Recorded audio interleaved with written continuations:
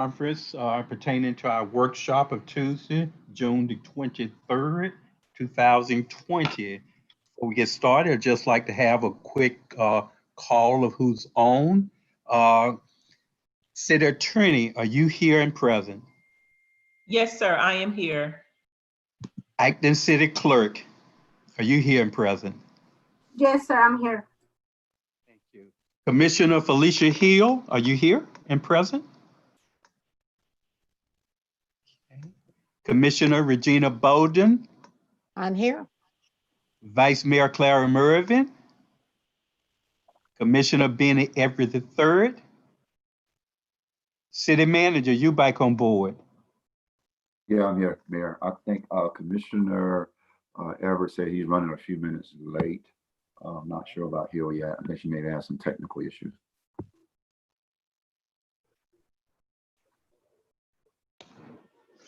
We're going to go ahead and get started. I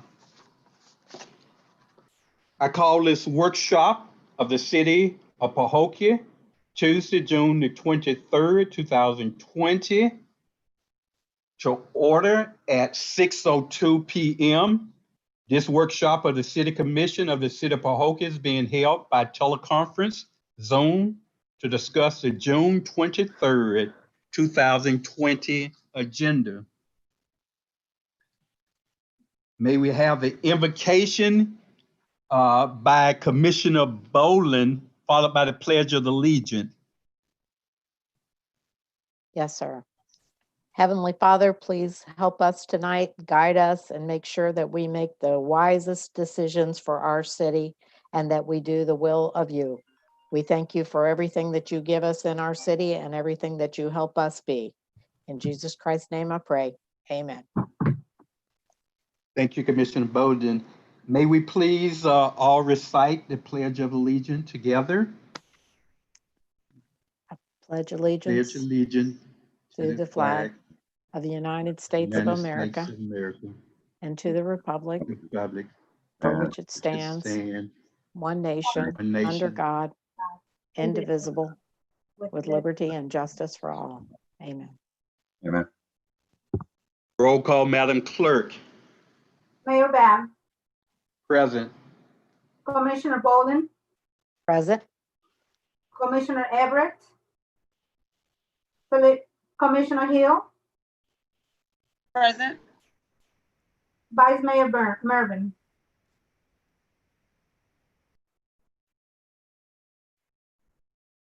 Thank you, Madam Clerk. Excuse me, City Manager, Here. City Attorney, Here. City Clerk here. Thank you, Madam Clerk. Thank you, Commissioners. Thank you, staff. And thank each of our participating, listening audience for tuning in to participate in our workshop of June 23rd, 2020. Again, this workshop of the City Commission of the City of Pahokee is being held by teleconference Zoom to discuss the June 23rd, 2020 agenda. At this time, I'll have our City Attorney give us our instruction and protocol pertaining to our Zoom meeting today. Yes, Mr. Mayor, pursuant to Executive Order number 20-69 issued by the Office of the Governor, Ron DeSantis, on March the 20th, 2020, municipalities may conduct meetings of their governing boards without having a quorum of its members present physically or at any specific location and utilizing communications media technologies such as telephonic or video conferencing as provided by Section 120.545B2 Florida statutes. The members of the City Commission appearing remotely for this meeting at this time are Commissioner Boland, Commissioner Vice Mayor Mervyn, and Mayor Babb. I don't believe that Commissioner Hill is on or Commissioner Everett, and if they are, they can indicate so at this time. Members of the commission, this is a virtual meeting, and when you are not speaking, we'd ask that you please mute your Zoom button so that we have the highest quality sound that can be produced for an accurate record. This is a workshop, and the commission, the members of the public will be given an opportunity to speak at the regular commission meeting, which starts at 6:30 p.m. And that information has already been sent out in terms of how to access that meeting and how to participate in the way of public comments. Thank you, Mr. Mayor.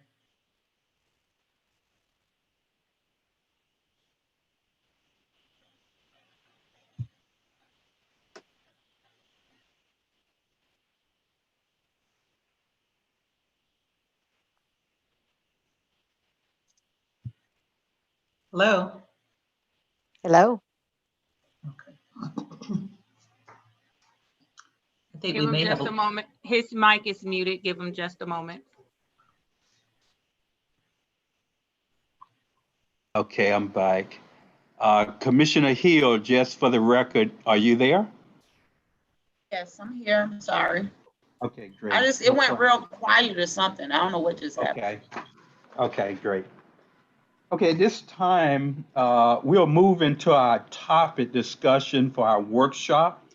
And at this time, I turn this portion over to our city manager to guide us in our discussion of our agenda topics.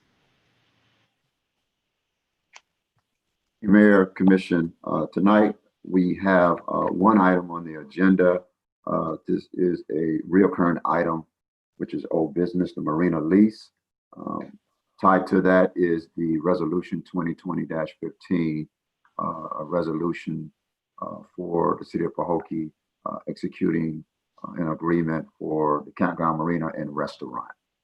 Provided for you was one draft lease that was presented to you before at the previous meeting.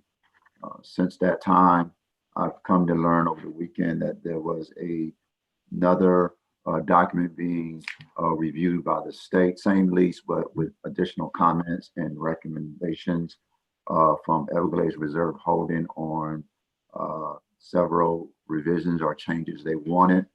I wasn't aware of that until this weekend, that that was presented to the state and not the city. Nonetheless, I do have it now, and it was presented to you in your packet. There's some comparability that you can do between the two documents to see the differences in the language and what's being proposed and what is being wished upon by Everglades Reserve Holding as well. Also like to say that some of this is different than the conversation that I had with Everglades Reserve Holding as far as what they were looking for. But for the most part, what you have in front of you is what has been presented by Everglades Reserve Holding for this meeting, for its documentation is concerned.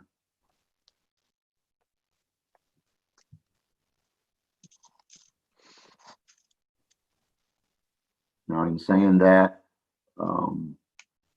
recently, yesterday afternoon, some of us received an email about participation in this meeting and wanting to once again delay this conversation of the marina lease by Everglades Reserve Holding representative. So that's where we are today, Mayor, Commission, on this marina lease.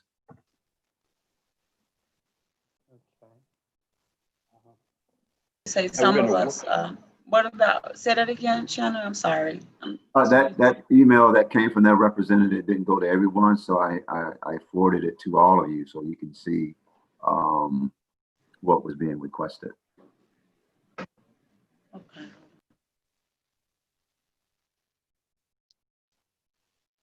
Okay, since this is a workshop, could either yourself or the city attorney kind of highlight these last minute add-on suggestions by this group? The major changes in the original document that we originally had a conception agreement on?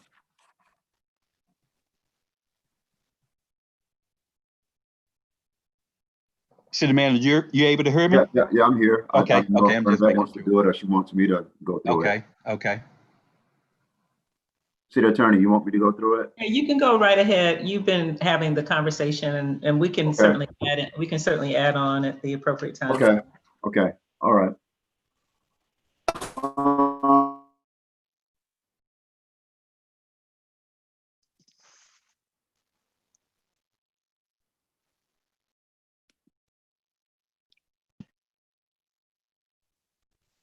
The marked copy that says draft, that is what I received on Sunday. And that has the additional revisions or recommendations, changes. Some were by the state that were understandable as far as language changes. Others are more detailed and significant changes that are actually coming from Everglades Reserve Holding. So with that said, there's the first page, there was nothing there that we need to look at. The second page, which is item number 4. If you look at the draft markups, you can see the comment RV2. Options to renew must be approved by the city and consented to by the trustees. This language should be stricken. And I believe that's a recommendation that's actually coming from the state. Again, the city didn't see any issues with that.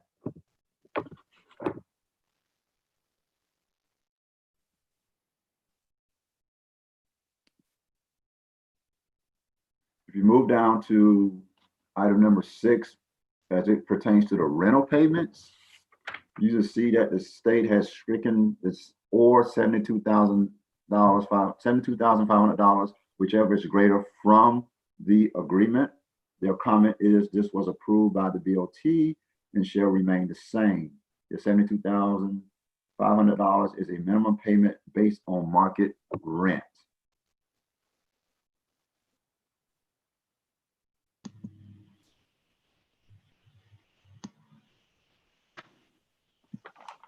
Then if you come down on the same page below the rental payment subleases, this is another comment by the state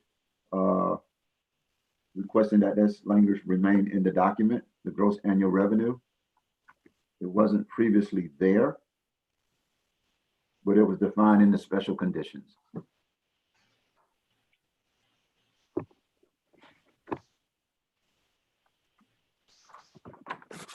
And I'm going to kind of run through some of this fairly quickly because I know we're limited with time here.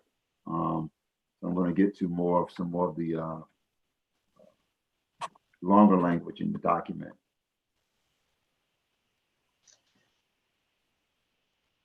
If you go to item number 11, rights of inspection, it was previously written in the other document that's not marked. The trustees and the subleaser or their duly authorized agents, representatives, or employees shall have the right at any and all times during business hours or at other times with prior reasonable notification to inspect the sublease premises and works and operations therein of the subleasee in any matter pertaining to this sublease. BOT actually came back and recommended for consistent administration of BOT lands. This insertion is not acceptable. It is reasonable to assume that the city and state agencies would not be inspecting the facility outside of normal business hours. That's amendable.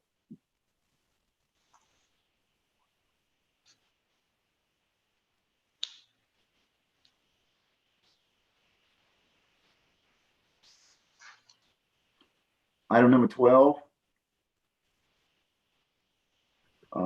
I think Everglades Reserve Holding wanted inserted in here, which approval shall not be unreasonable withheld when it comes to placement and removal and improvements.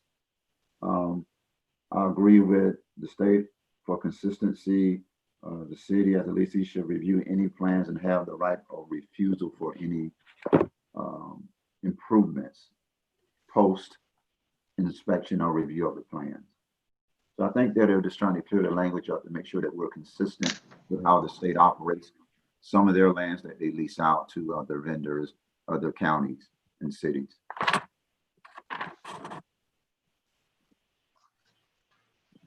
Let's move to item number 15. That's the next page.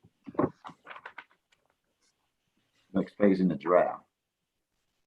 Payment of taxes and assessments. Subleasee shall assume full responsibility for and shall pay all liabilities that accrue to the sublease premises or to the improvements thereon. including any and all drainage and special assessments or taxes of any taxes of every kind, and all mechanics or material man's liens, which may be hereafter lawfully assessed and levied against the sublease premises. Here they wanted to inject, if the sublease becomes subject ad valorem taxes, subleasee may terminate this sublease and receive a full refund of its deposit. That's not in the current agreement. That's up to the city to agree to that.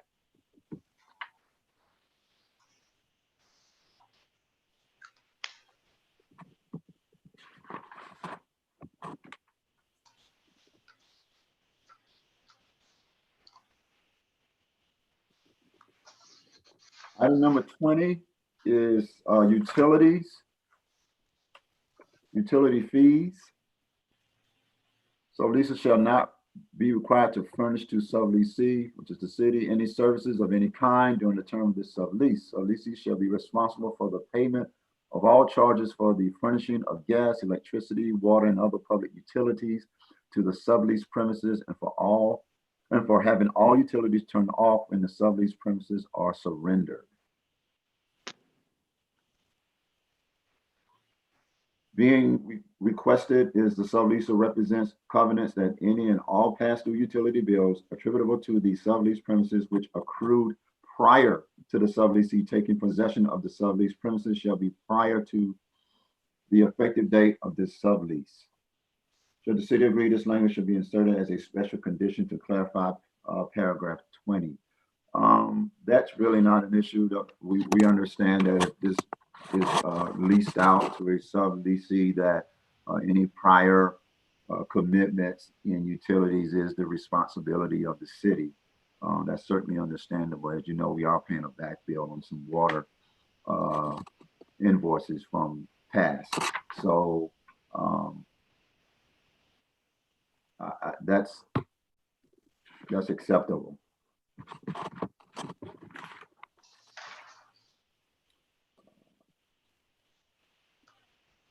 Item number 23 is a large insert of information. If you look at your draft, the colored section, this is conditions of property.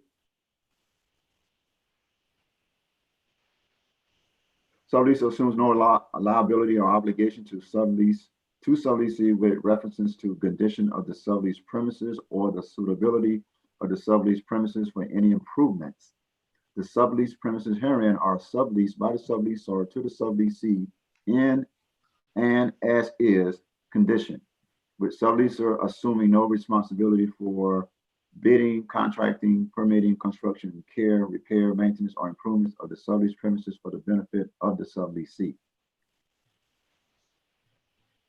The language that Everglades Reserve Holding would like to put here is, well, let me go back. The comment from the state is this is a sublease for as-is condition. If Everglades Reserve Holding wishes to further clarify conditions and rights to terminate special conditions should address such if the city is agreeable to changing this language. The language that they're wanting or they're hoping that we agree to is notwithstanding any of the foregoing, the parties acknowledge that the sublease premises are in considerable disrepair and significant sums are needed to make the sublease premises operational, conservable, and is compliance with all applicable federal, state, county, and city laws and ordinances. Therefore, the parties agree that the subleasee may in its sole discretion terminate this sublease if it is unable to obtain grants, loans, which are sufficient to effect any and all repairs, improvements, and replacements necessary to bring the sublease premises into compliance with all applicable federal, state, county, and city laws and ordinances. Subleasee shall deliver a written notice of termination of sublease on or before October 1st, 2020, upon which time subleaser shall refund any and all deposits made by the subleasee. Subleaser will cooperate with and assist the subleasee in its efforts to obtain grants, loans, and will grant access to the sublease premises. We've all known for a very long time that this facility needed some improvements. It's received some considerable improvements. There's always an opportunity to continue working to add additional renovations and improvements to the marina. It's been significant over the last 2 years. We all know that considerable amounts of money are needed to continue maintaining a facility of this size. The city disagrees that it's in disrepair. Disrepair means you can't repair it. So this language is not something that's acceptable for the city. I just want to put that on the record. It's not acceptable. We always knew that this was an as-is sublease, as the state indicated in their comments.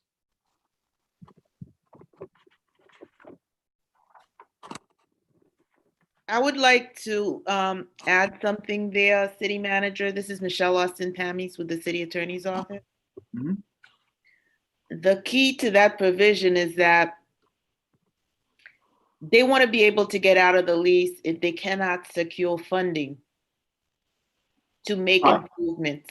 Correct. And because they put a date in here of October 20th, understanding how the grant cycle works for any funding stream, even with legislative funding, we're at the end of the funding cycle when it comes to state funding. We start this cycle back over actually now when the governor signs the new state budget for 2020, 2021. So that statement of October 1st, if we can't get money by October 1st, is not even reasonable, which further throws up a red flag about wanting to change the as-is comments or as-is statements in the document itself. Right, so the goal is they would sign the agreement, but it wouldn't really be, it would be contingent upon getting funded by October. If they don't get it, there wouldn't be an agreement. That's really what they care most to bring forward. And I guess they've shared that with the state. And so when the city commission is considering it, it's important to consider whether you realize that you would be approving a tentative agreement subject to possible funding or not. Also, in addition to that, we have to consider whether or not we want to agree to them receiving any and all deposit return. You know, I can even consider a partial deposit return, but the complete deposit, that's something the city commission would also have to be in agreement with, because that's in the language also.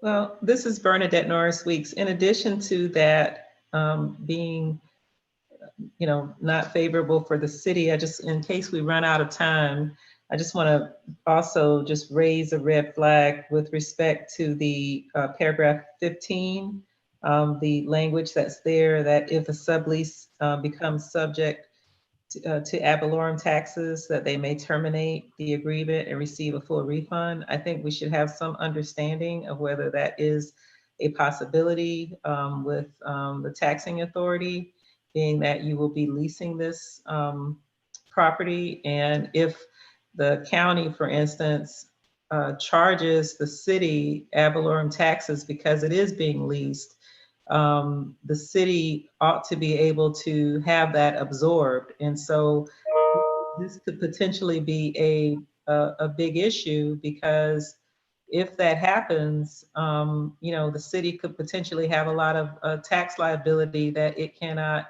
have recouped and it can't pass on, and they would be able to terminate the agreement. And so that's a really big deal, that paragraph 15 as well.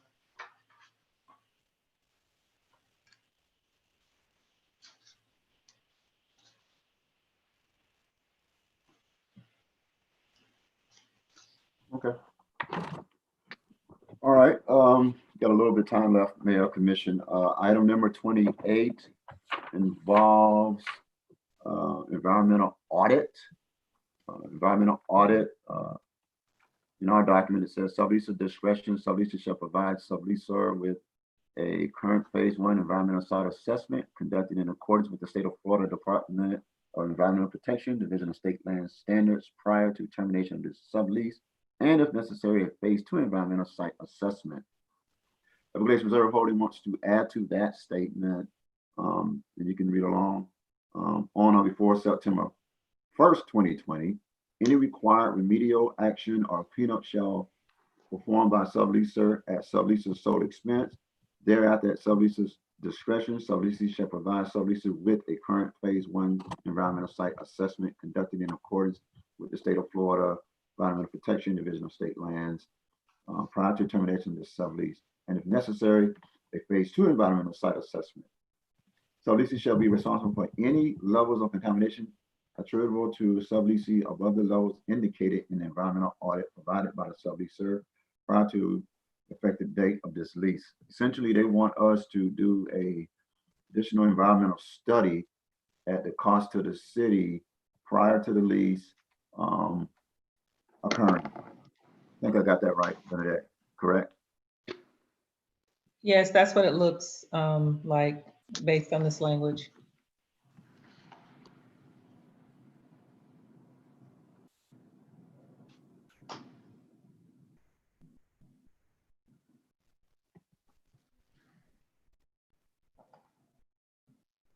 I'm not in full agreement with how that wording is there. You're talking about a September 1st date. So that's not amendable for a timeline for something like that. And you have unforeseen costs. You don't know the cost of what they're projecting you to do.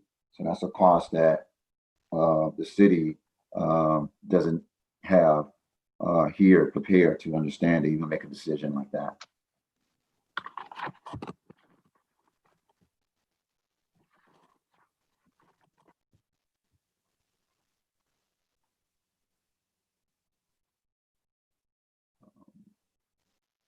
Item number 33, I think we got a minute.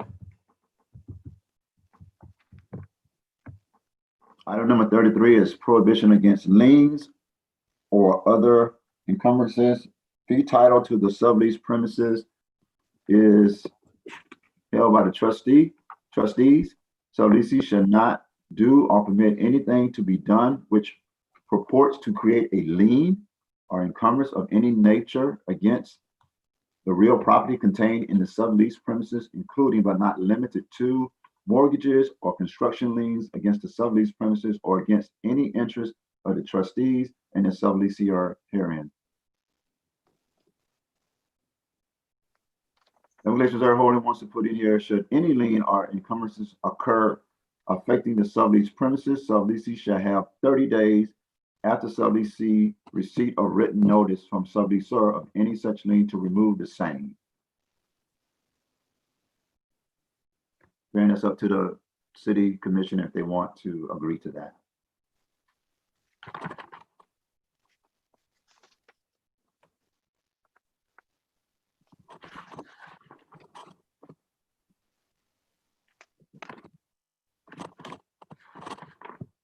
Item number 45.3.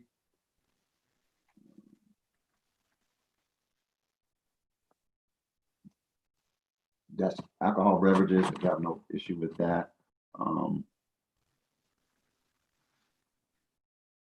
The area addressed in the conference room, we had already amended this language, but it was apparently by the state they didn't get that change, but we had already changed that to say that the conference room is a part of the lease. However, it says that in the first document, the one that doesn't have a draft, it says the premises leased hereunder includes the area known as the conference area. Exhibit D.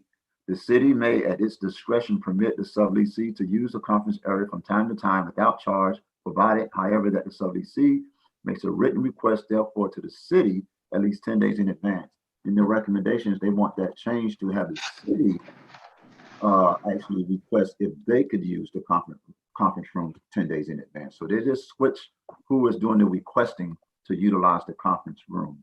I know that was a conversation that we've had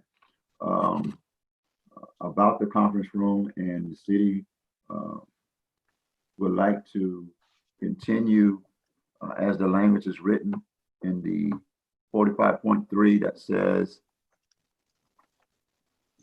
the city may at its discretion permit the subleases to use the conference area from time to time without charge, provided however that the subleasee makes a written request therefore to the city at least 10 days in advance.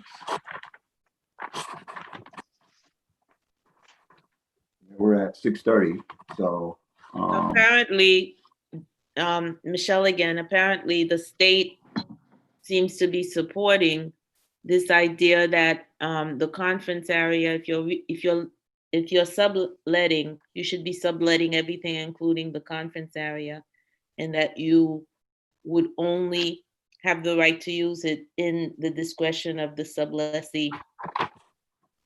That's what we've been having some back and forth on that, and as you can see, it came back that way this time. So, for the most part, that's what we have so far. Again, these were recommendations that went to the state. The city didn't have sufficient time to go over, but these were provided to the state. I think they came to the state late Friday. They weren't provided to us until, I think, Sunday. But for the most part, this is what we have so far in changes that they were requesting from the lease. And some in the miscellaneous section seem to matter too. Right. That have some expenses that you would have to incur. If they wanted a walk-in freezer, they can ask you for one, We etc. actually have that. I think they wanted to effectuate, that mean they wanted us to initiate the startup of the walk-in cooler unit that was built on site. City didn't agree to that. We put $30,000 into a walk-in cooler. I don't think we have to go on site and now get it to start operating for the sublease. So I just don't think that's our responsibility. There's also a section that may be incorrect that they put in, which is section 56.1, which says, it just says all materials donated to the city by sublessee and or arranged to be donated and currently located off-site to be delivered to sublessee. Do you know what materials you're supposed to be donating or delivering? The city had several items donated to them by an entity, and it's in storage. Majority of that is the furniture that goes to the outside tiki bar. I think there's some, and then later on they bought. Hello? Where'd he go? I don't know. I can't hear you. Actually bought those to the city, but the other items, yes, those are in storage, and it's just a lot of furniture that is. He's gone again. No, the thing is, those are maybe items that are And that we could get clarified with the city manager, whether or not there are things to provide, like materials. The most important things in the entire contract, just so we could point it out before we leave, is really the idea that there are things that the sublessee may want to get comfortable with, which is if they want an environmental phase 1 and phase 2, if you want to sublease and you're willing to incur the cost of any cleanup you find, anything you have to do, that's a big undertaking. You don't know if you're going to find anything that needs environmental cleanup and what the cost of that is going to be. So you may want them to be confident before you sign the lease so that you know whether or not you're willing to embark on that. That's the city commission decision, because that's a big one. The other big ones have to do with the taxes, as Bernadette indicated. They should probably get their arms around that, feel comfortable, and enter into a lease after they know, because at this point, you know, you may not want to get on the hook not knowing about what may happen in the future. I think those are probably, those are probably the two biggest ones. all right. Hey, it's approximately 6:35. I'd like to join this workshop, and we would reconvene and 30 seconds for our regular commission meeting. Workshop adjourned.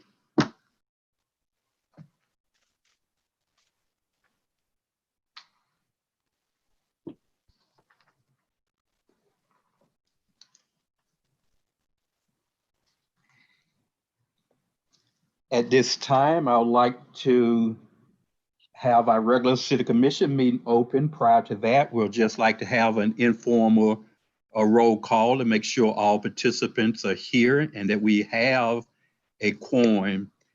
City attorney, are you here and ready?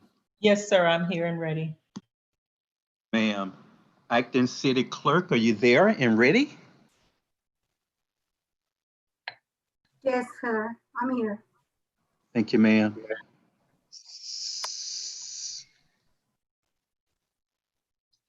City manager?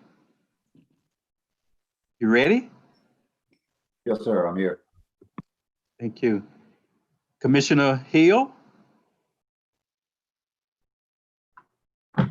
Yeah. Thank you, ma'am. Commissioner Boland? I'm here. Commissioner Everett, you on? Vice Mayor Mervyn? I'm here. Thank you, ma'am. Okay, we have a majority of the commission. We have a quorum. At this time, I'd like to call our regular city commission of the city of Pahokee, regular commission meeting of Tuesday, June the 23rd, 2020 to order at 6:37 p.m. This meeting is being held by teleconference Zoom. May we please stand for the invocation provided by our Vice Mayor Mervyn, followed by the Pledge of Allegiance. God, in the name of Jesus, as we gather here today, God, for this commission meeting, we ask that you, God, would be in our midst. God, we ask you, God, to bless our vision and our abilities, God, to govern this great city of Pahokee. Help us, oh God, to make wise decisions that would benefit all of us. Father God, we ask you all this in Jesus' name we pray. Amen.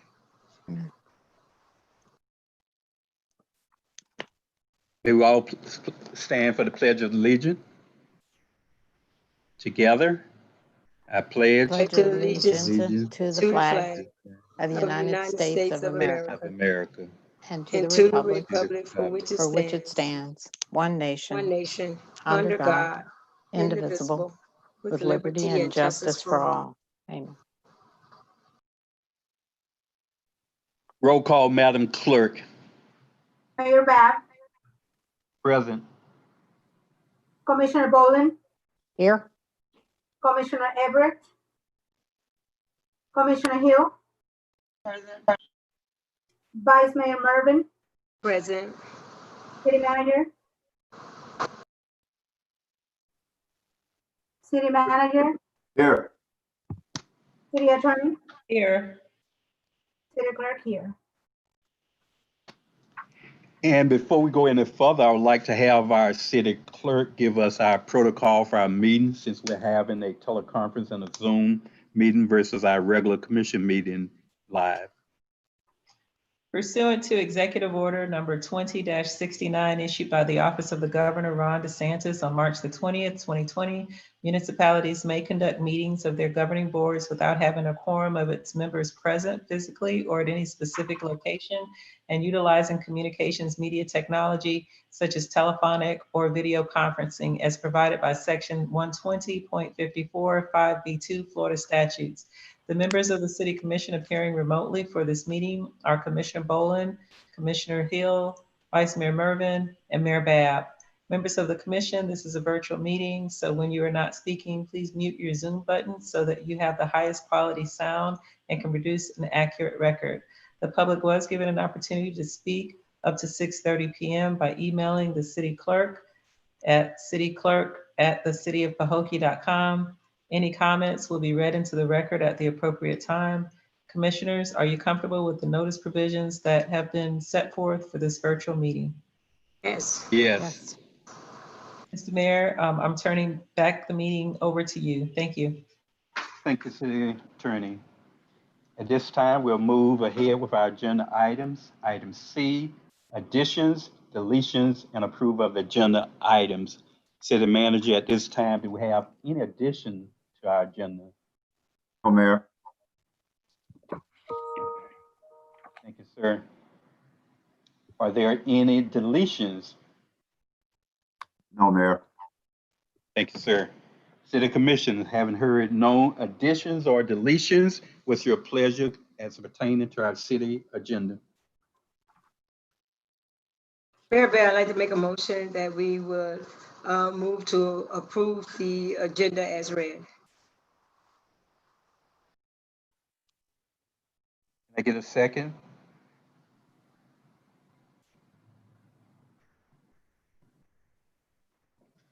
Hello? Commissioners, we're looking for a second. That again? I'll second the motion. It has been moved by, are you there, Commissioner Boland? Yes, now, okay, you're back. Okay. Okay, Okay, I was looking for a second for the agenda. second, Thank you. It has been moved by Vice Mayor Mervyn and properly second by Commissioner Bowden for the adoption of our agenda items for Tuesday, June the 23rd, 2020. Call for questions.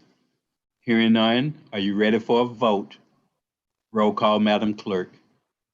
Vice Mayor Mervyn, Yes.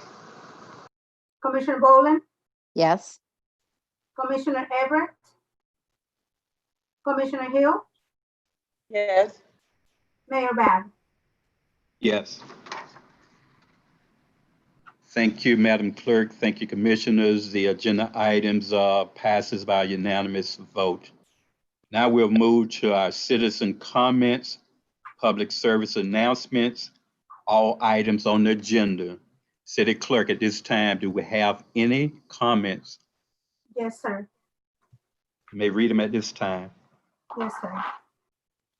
I'm gonna read the comment for the record on R. Phillips, 323 Carrizo Drive, Pahokee, Florida.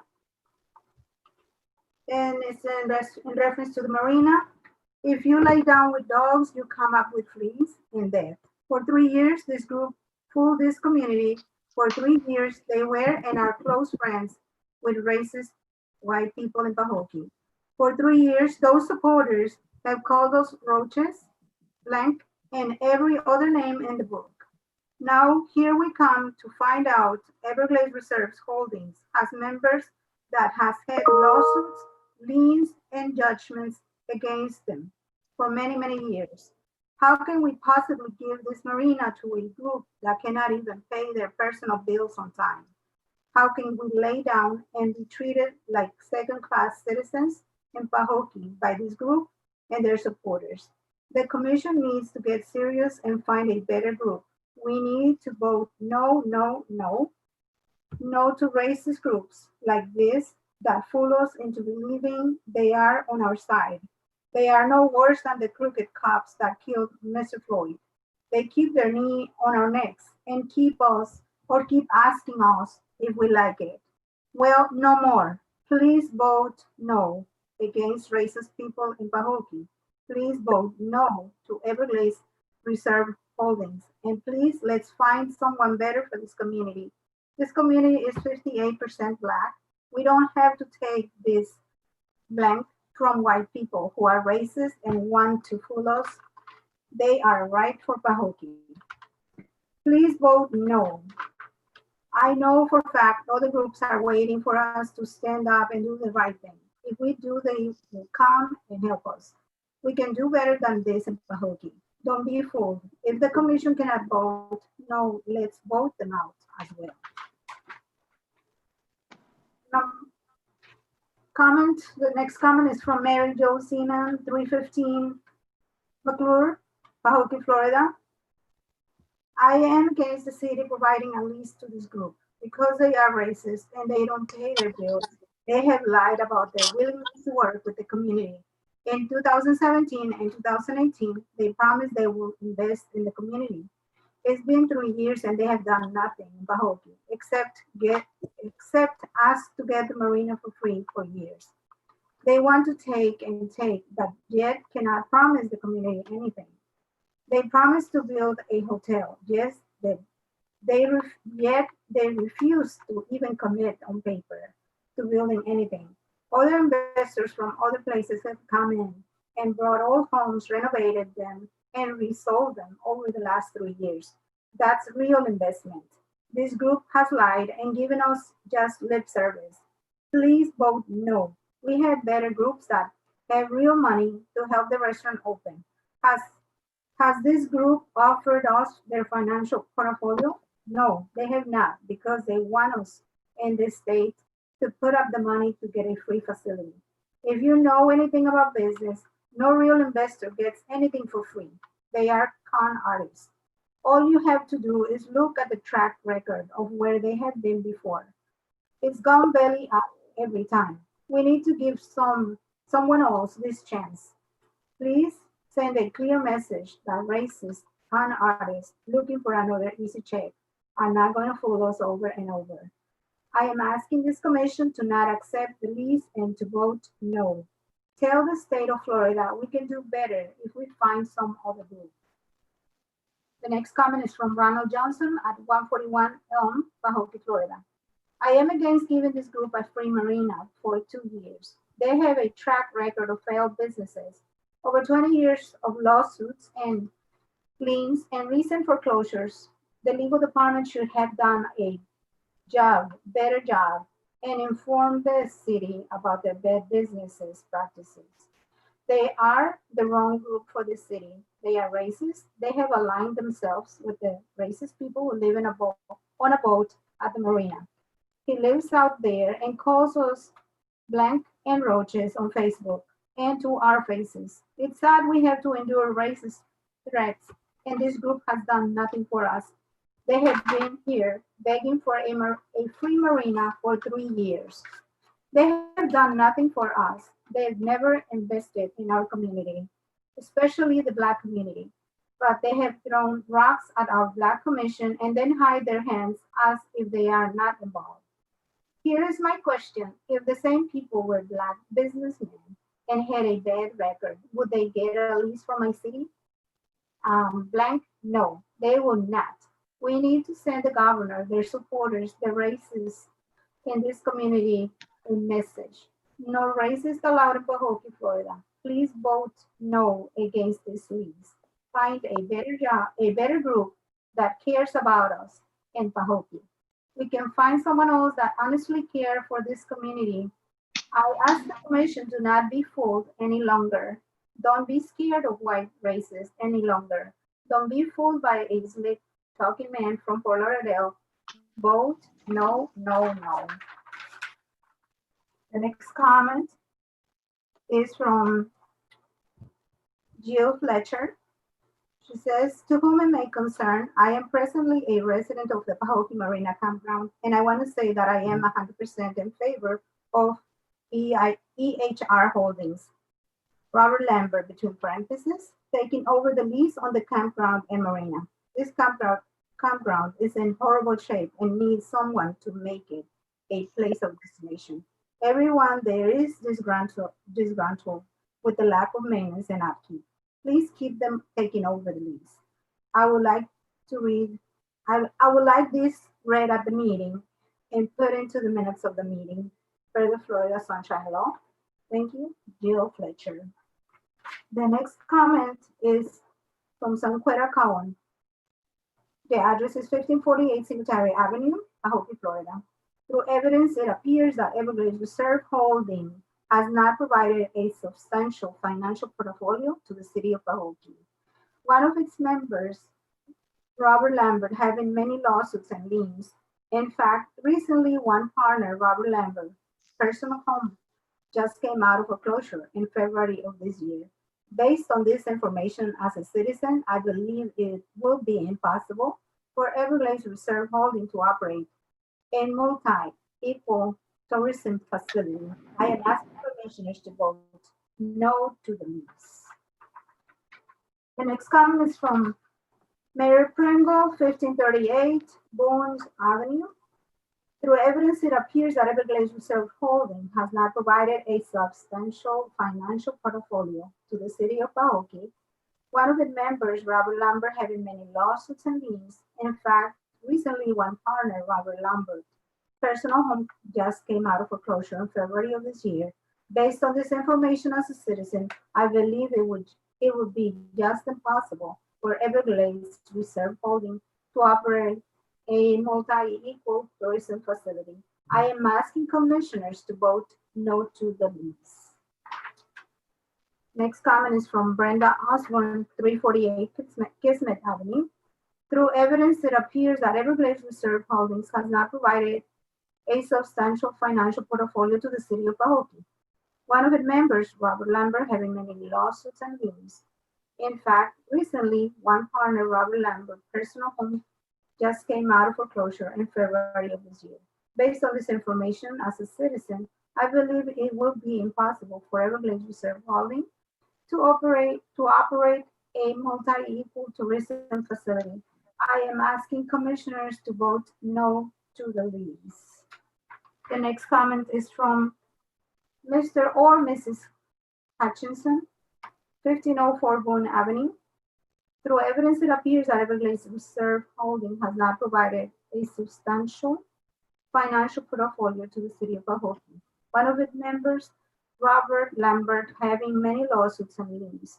In fact, recently, one partner, Robert Lambert, personal home, just came out of foreclosure in February of this year. Based on this information as a citizen, I believe it will be impossible for Everglades Reserve Holding to operate a multi-equal tourism facility. I am asking commissioners to vote no to the lease. As a citizen, I would like to know, this is a comment from Talita Cunningham at 158 South Flame Avenue, Pahokee, Florida 33476. As a citizen, I would like to know if the commissioners are considering to approve the lease to Everglades Holding Group. Is there anywhere in the lease stating the citizens will be allowed to continue to fish on the North Pier where they commonly fish, be able to continue to fish at no cost, and the specific times citizens will be able? If that information is not in the lease to protect the citizens, I would like for that to place in the lease prior to it being approved. Next comment is from Yolanda C. Harley. As a citizen, I would like to know if the commissioners are considering to approve the lease to Everglades Holding Group. Is there anywhere in the lease stating the citizens will be allowed to continue to fish on the North Pier where they commonly fish, be able to continue to fish at no cost, and the specific times citizens will be able? If that information is not in the lease to protect the citizens, I would like for that to be placed in the lease prior to it being approved. The next comment is from Diane Graham at 389 Kismet Avenue, Pahokee, Florida 33476. As a citizen, I would like to know if the commissioners are considering to approve to lease the two Everglades Holding Group. Is there anywhere in the lease stating the citizens will be allowed to continue to fish on the North Pier where they commonly fish, be able to continue to fish at no cost, and the specific times citizens will be able to? If that information is not in the lease to protect the citizens, I would like for that to be placed in the lease prior to being approved. Sabrina Osborne at 1574 South Jordan Boulevard in Pahokee, Florida 33476. As a citizen, I'd like to know if the commissioners are considering to approve the lease to Everglades Holding Group. Is there anywhere in the lease stating the citizens will be allowed to continue to fish on the North Pier where they commonly fish, be able to continue to fish at no cost, and the specific times citizens will be able to? If that information is not in the lease to protect the citizens, I would like for that to be placed in the lease prior to it being approved. Gladys Tomlin at 1554 Boone Avenue, Pahokee, Florida 33476. I want to ask the commissioners to vote no on leasing the marina to Everglades Holding Group. I have read many of the negative comments made by partners, Mr. Miller and Robert Lambert of Everglades Holding Group. Good business partnerships between two entities is not where one goes out and discredit the other. As a citizen, I do not believe this will be a good partnership with this company. I cannot understand why this company wants to lease the marina because, according to two of their partners, much of the work that has been completed is wrong. It sounds like an easy lawsuit to me. City commissioners, please vote wisely no. Cassandra Walker at 1582 Reverend Jesse Biggs Boulevard, Pahokee, Florida, 33476. I want to ask the commissioners to vote no on leasing the marina to Everglades Holding Group. I have read many of the negative comments made by partners, Mr. Miller and Robert Lambert of Everglades Holding Group. Good business partnerships between two entities is not where one goes out and discredit the other. As a citizen, I do not believe this will be a good partnership with this company. I cannot understand why this company wants to lease the marina because, according to two of their partners, much of the work that has been completed is wrong. It sounds like an easy lawsuit to me. City commissioners, please vote wisely no. Howard Osborne from 1547 Reverend Jesse Biggs Boulevard in Pahokee. And former Commissioner Willie Biggs. I want to ask the commissioners to vote no on leasing the marina to Everglades Holding Group. I have read many of the negative comments made by partners, Mr. Miller and Robert Lambert of Everglades Holding Group. Good business partnerships between two entities is not where one goes out and discredit the other. As a citizen, I do not believe this will be a good partnership with this company. I cannot understand why this company wants to lease the marina because, according to two of their partners, much of the work that has been completed is wrong. It sounds like an easy lawsuit to me. City commissioners, please vote wisely no. Toby Osborne at 348 Kismet Avenue, Pahokee, Florida, 33476. I want to ask the commissioners to vote no on leasing the marina to Everglades Holding Group. I have read many of the negative comments made by partners, Mr. Miller and Robert Lambert of Everglades Holding Group. Good business partnerships between two entities is now where one goes out and discredits the other. As a citizen, I do not believe this will be a good partnership with this company.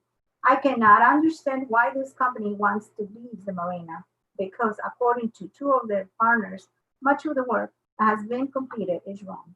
It sounds like an easy lawsuit to me. City commissioners, please vote wisely no.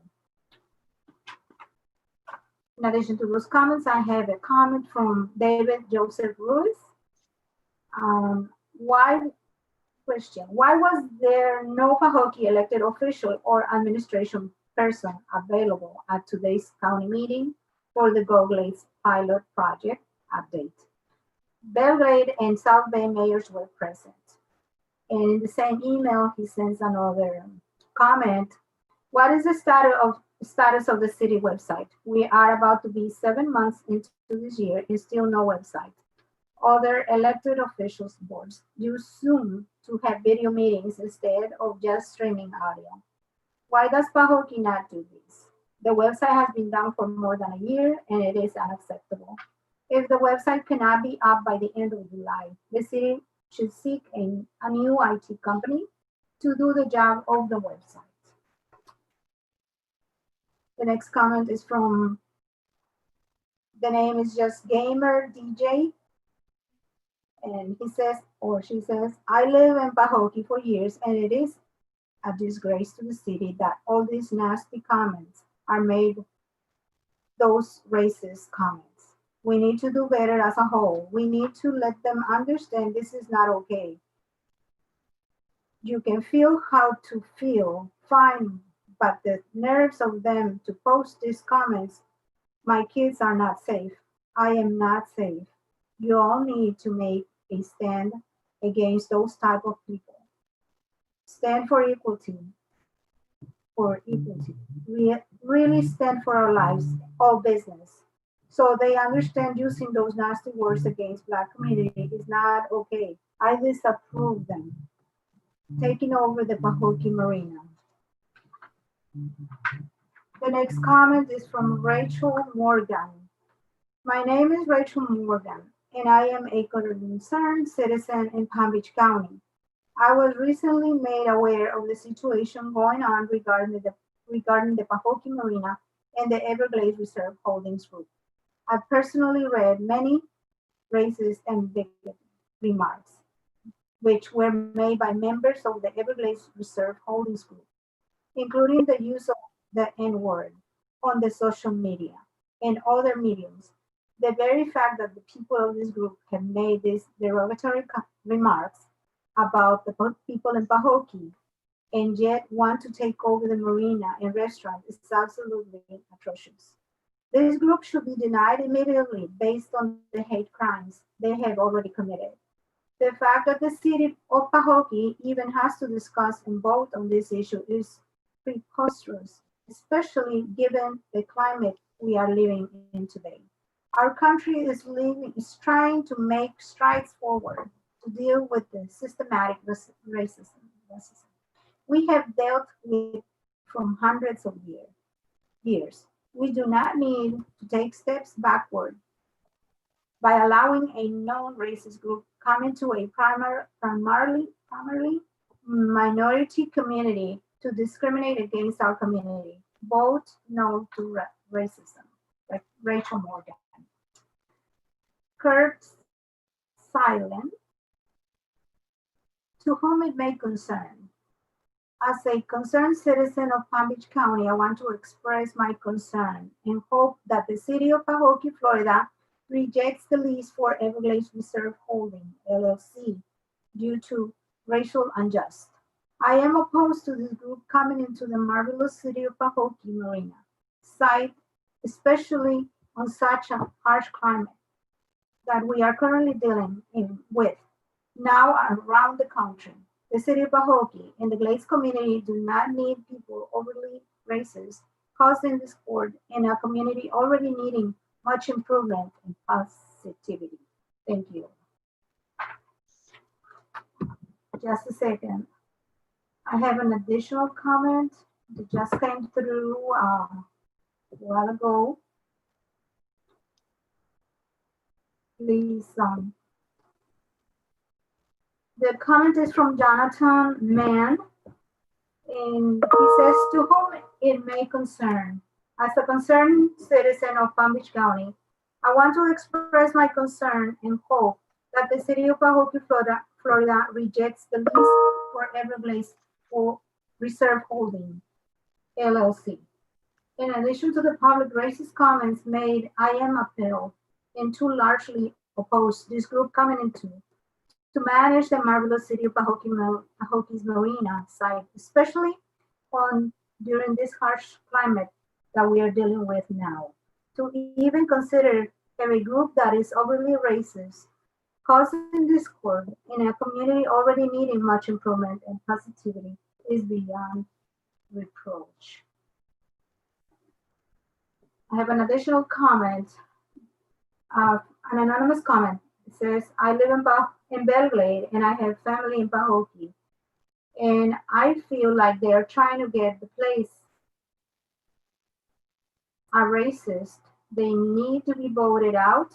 Please do not let them in. We all should be on one accord. An additional comment from Stephanos. As a concerned citizen in Palm Beach County, I want to express my concern and hope that the city of Pahokee, Florida rejects the lease for Everglades Reserve Holding, LLC.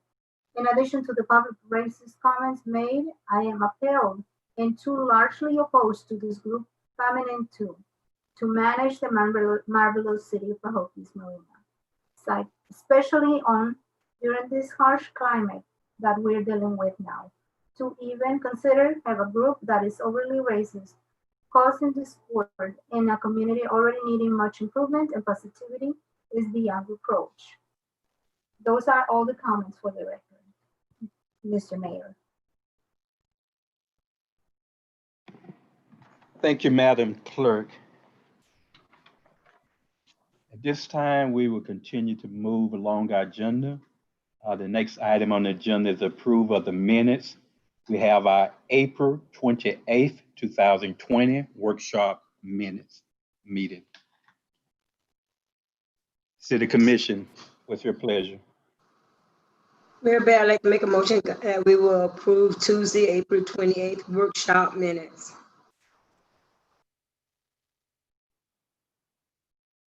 I'll entertain a second. Second. Thank you. It has been moved by Vice Mayor Mervyn and properly seconded by Commissioner Everett for the approval of the April 28th, 2020 workshop meeting minutes. Call for questions. Hearing none, are you ready for a vote? Roll call, Madam Clerk.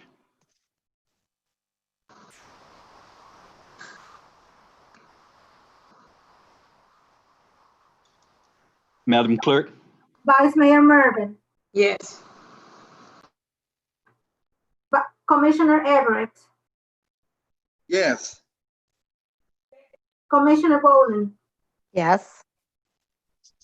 Commissioner Hill, Yes. Mayor Bab. Yes.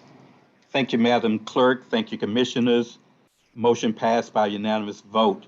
Now we'll move to our April 28th, 2020 regular commission meeting minutes. What's your pleasure, City Commissioners? Mayor Bear, I would like to make a motion that we will approve Tuesday, April 28th, 2020 regular scheduled commission meeting minutes. Second. Thank you. It has been moved by Vice Mayor Mervyn and properly seconded by Commissioner Everett for the adoption of the April 28th, 2020 regular commission meeting minutes. Call for questions. Hearing none, are you ready for a vote? Roll call, Madam Clerk.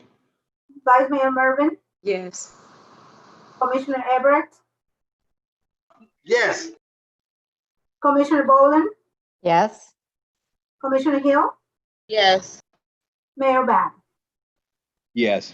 Thank you, Madam Clerk. Thank you, Commissioners. Motion passed by unanimous vote. We don't have any consent agenda items. We don't have any ordinances. We do have one resolution, Resolution 2020-15. City Attorney, could you please read this into the minutes? Yes, Mr. Mayor. A resolution of the City Commission of the City of Pahokee, Florida, authorizing and directing the mayor to execute a sublease agreement between the City of Pahokee and Everglades Reserve Holdings, LLC, regarding the operation of the Pahokee Campground, Marina, and Restaurant, providing for adoption of representations, providing for an effective date. Thank you, Madam City Attorney. City Manager, at this time, could you give us a brief explanation of this resolution? Yes, Mayor, Commission, thanks for joining tonight on the Zoom call. Mayor, Commission, Resolution 2020-15 is referring to the subleasing of the marina. We do have the sublease discussion as old business. So 2020-15 resolution provides you the opportunity to move forward with that lease. We've covered a lot of areas in that sublease in the workshop. I'm sure there are additional questions pertaining to that sublease, but right now we have the resolution. So understanding the proper order that we're in right now, City Attorney, do we continue with the resolution or do we go back to the sublease? I think you should explain the item for people who may not have had access to the workshop. The lease. Yes, sir. Okay, so you want, I should go through the entirety of the lease. you should review the lease, however you choose to present it in terms of what issues you object Okay. to, and what you're recommending to the commission. Okay, okay, all right. Mayor Commission, again, this resolution 2020-15 is referring to the sublease and approval of Everglades Reserve Holding. Where'd he go? I can't hear him. Hello? I can't hear him.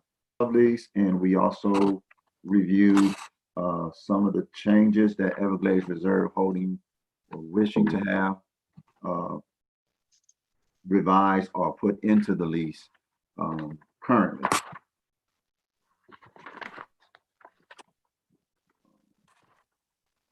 So if you can follow along, again, you have a draft, you have comments by the state in that draft, and you also have some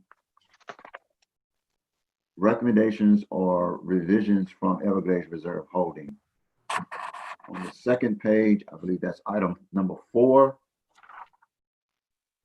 sublease terms.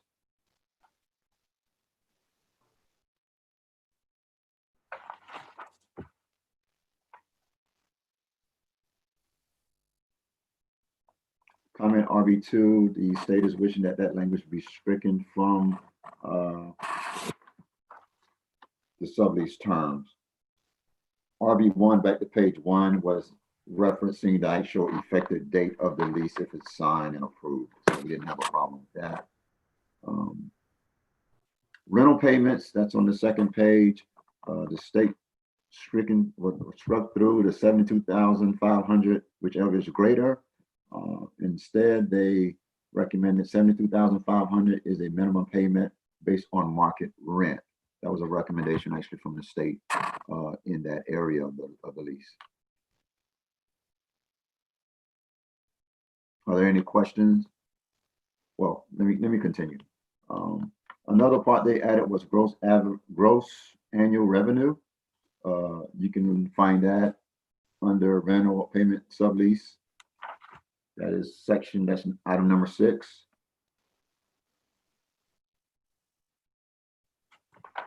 State's comments is this should remain there because it is in the special conditions. And this is the gross annual revenue is defined as all revenue of any nature generated from the sublease premises. Subleasees shall be responsible for accounting for all revenue received from the customers on the sublease premises, including revenue received from the customer due to any approved subleases, licenses, or any agreements made by the subleasee that generate revenue from the sublease premises. Gross annual revenue will not include taxes received by the subleasee from customers. Again, this is already defined in the special conditions. So I'm imagining they are putting that in this section as a reminder that it is a special condition pertaining to gross annual revenue.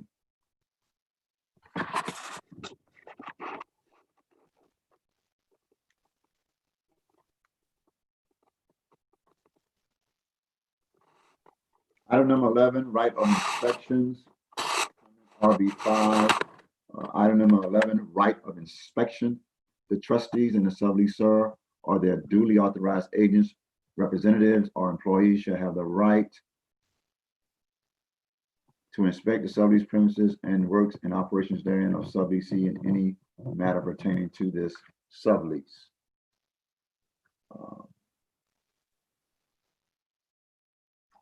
The state wants to remain consistent and add for consistent administration, the BOT, Board of Trustees, lands, this inspection is not acceptable. It is reasonable to assume that the city and the state agency will not be inspecting the facility outside of normal business hours.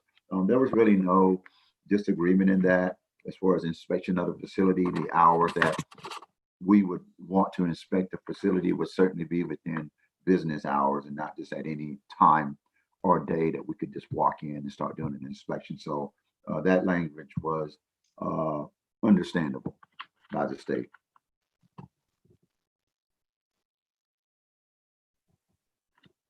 As item number 12, that is placement and removal of improvements. All building structures, improvements, and signs shall be constructed at the expense of the subleasee in accordance with plans prepared by professional designers and shall require the prior written approval of the subleaser as to the purpose, location, and design. Further, no trees other than non-native species shall be removed or major land alterations done by the subleasee without the prior written approval of the subleaser. Removal of equipment, removal of improvements placed on the sublease premises by the subleasee, which do not become a permanent part of the sublease premises, will remain the property of the subleasee and may be removed by the subleasee upon termination of this sublease, provided all sums due subleaser as fees for the premises are paid. If upon termination all sums due hereunder have not been paid, such equipment and improvements shall be and remain subject to a lien in favor of subleaser for the sums due.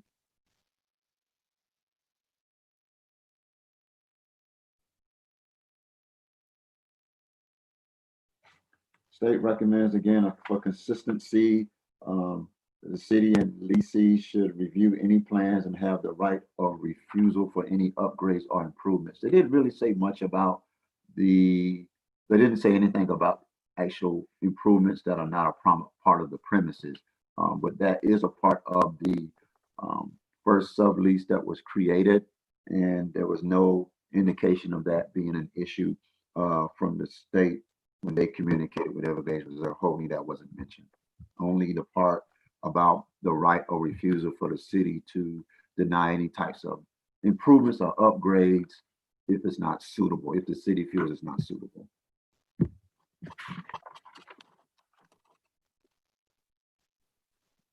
Section 15, this is payment of taxes and assessments. The state again is up to the city to agree to this revision from Everglades Reserve Holding.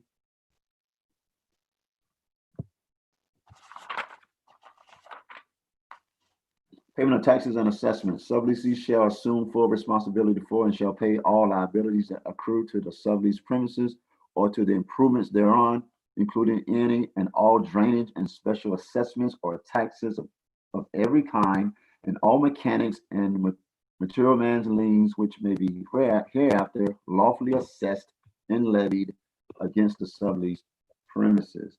Everglades Reserve Holding was recommending language that said if the sublease becomes subject ad valorem taxes, subleasee may terminate this sublease and receive a full refund of its deposit. Essentially, they're saying if they're being requested to pay ad valorem, they would want to terminate this lease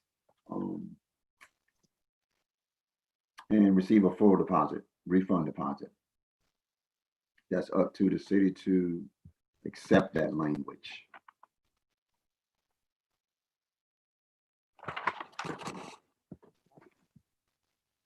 Item number 20, utility fees.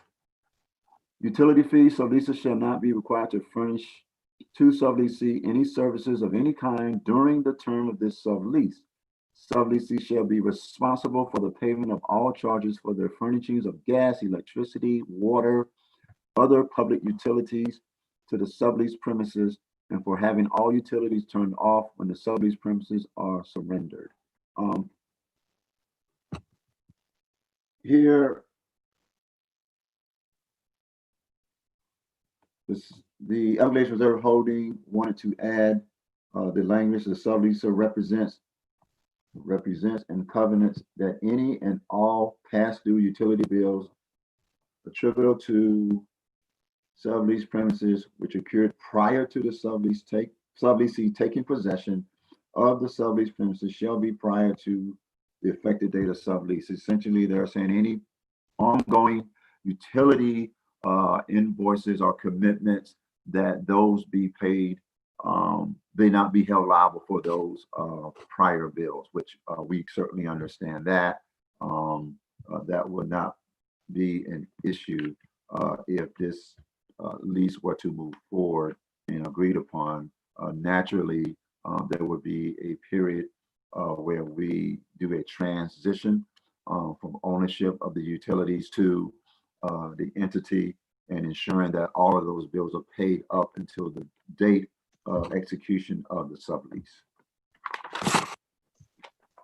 That does not include the water bill that was a back bill for many years that we're paying. We'll naturally continue paying that, so that will not be a responsibility of the entity if they were to sublease. Just want to make that clear.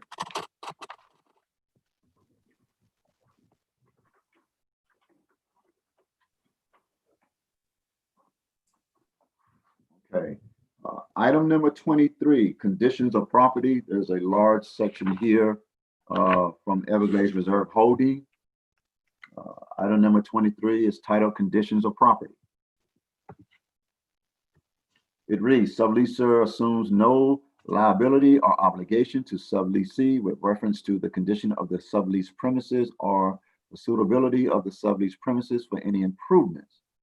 The sublease premises herein are subleased by the subleaser to the subleasee in an as-is condition. Keywords there is as is condition, with subleaser assuming no responsibility for bidding, contracting, permitting, construction, and the care, repair, maintenance, or improvements of the sublease premises for the benefit of the subleasee. Everglades Reserve Holding, if agreeable by the city, wanted to add the language, notwithstanding any of the foregoing, the parties acknowledge that the sublease premises are in considerable disrepair and significant sums are needed to make the sublease premises operational, insurable, and in compliance with all applicable federal, state, county, and city laws and ordinances.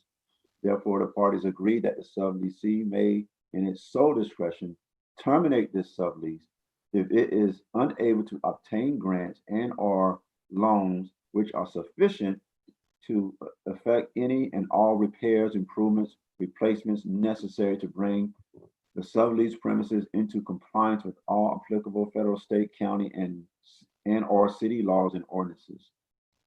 The subleasee shall deliver a written notice of termination of the sublease on or before October 1st, 2020, upon which time the subleaser shall refund any and all deposits made by the subleasee.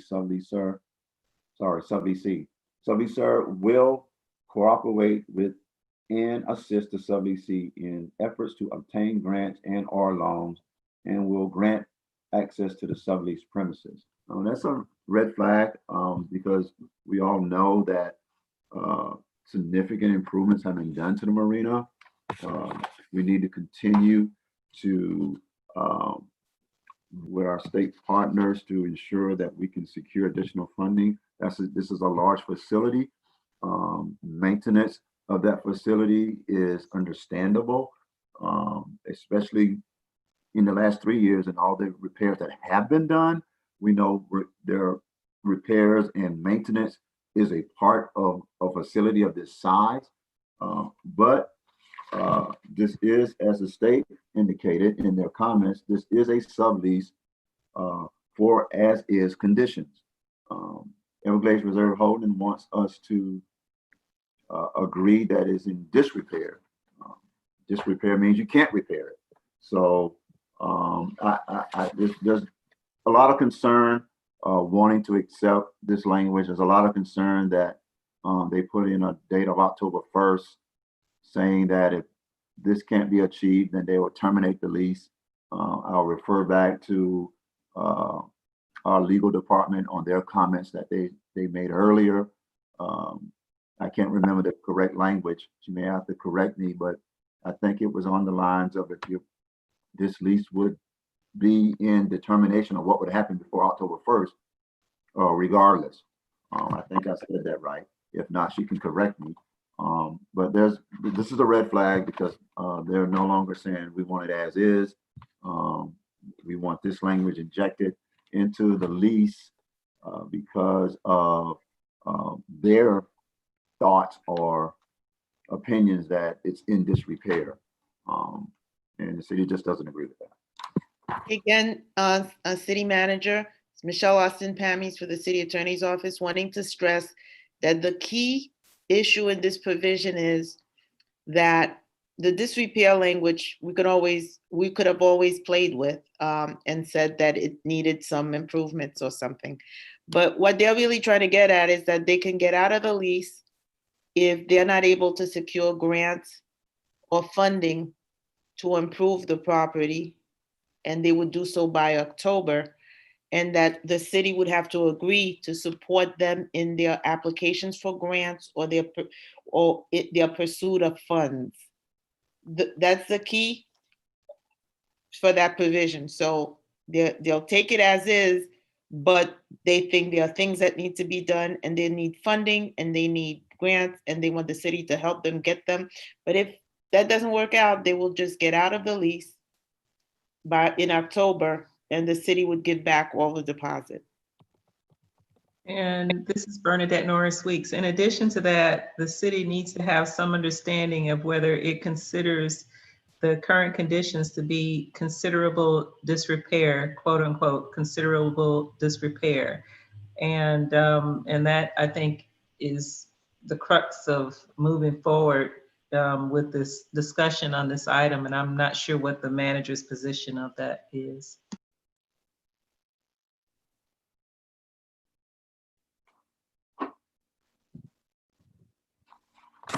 Okay. Bernadette, were you looking for a comment from me?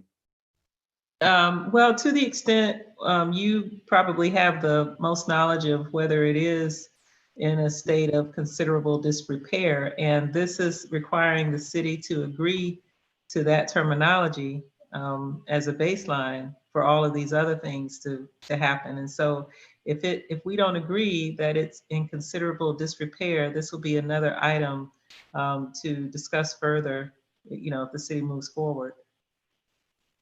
Okay. Well, Mayor, Commission, I disagree with the statement of disrepair.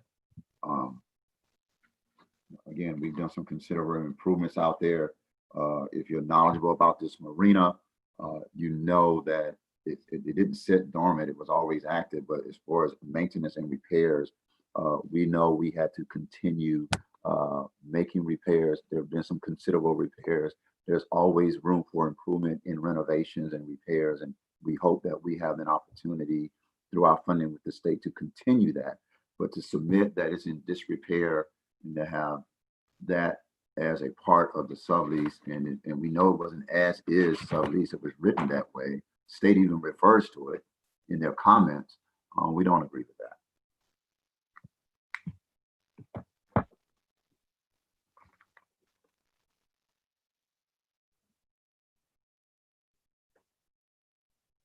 Okay. Moving on.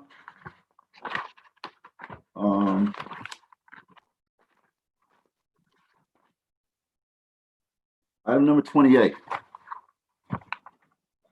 This is environmental audit. I'm not going to read from the draft. I'll read from the undraft that you have in front of you.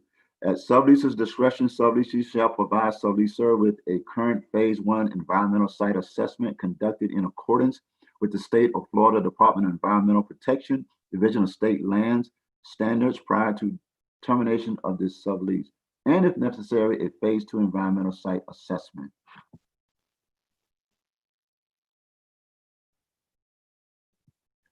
The language that Everglades Reserve Holding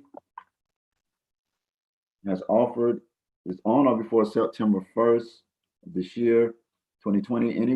Any required remedial action or cleanup shall perform by subleasee at the subleaser's sole expense. Thereafter, at the subleaser's discretion, subleasee shall provide subleaser with a current phase 1 environmental site assessment conducted in accordance with the state of Florida Department of Environmental Protection, Division of State Lands standards prior to termination of this sublease. And if necessary, a phase 2 environmental site assessment. Subleasee shall be responsible for any levels of contamination attributable to subleasee above the levels indicated in the environmental audit provided by the subleaser prior to the effective date of this lease. Because you don't know, certainly we want to ensure that we have a marina that is environmentally acceptable. There's always been a lot of conversation about that around this marina. But adding this language again, you're adding a cost to the city. We don't understand, what all falls under that requirement to have that study conducted versus it having been done by the subleasee. So there's a red flag there as far as how this is written and what they want us to accept or take the responsibility for this type of study before and after or in termination of a lease.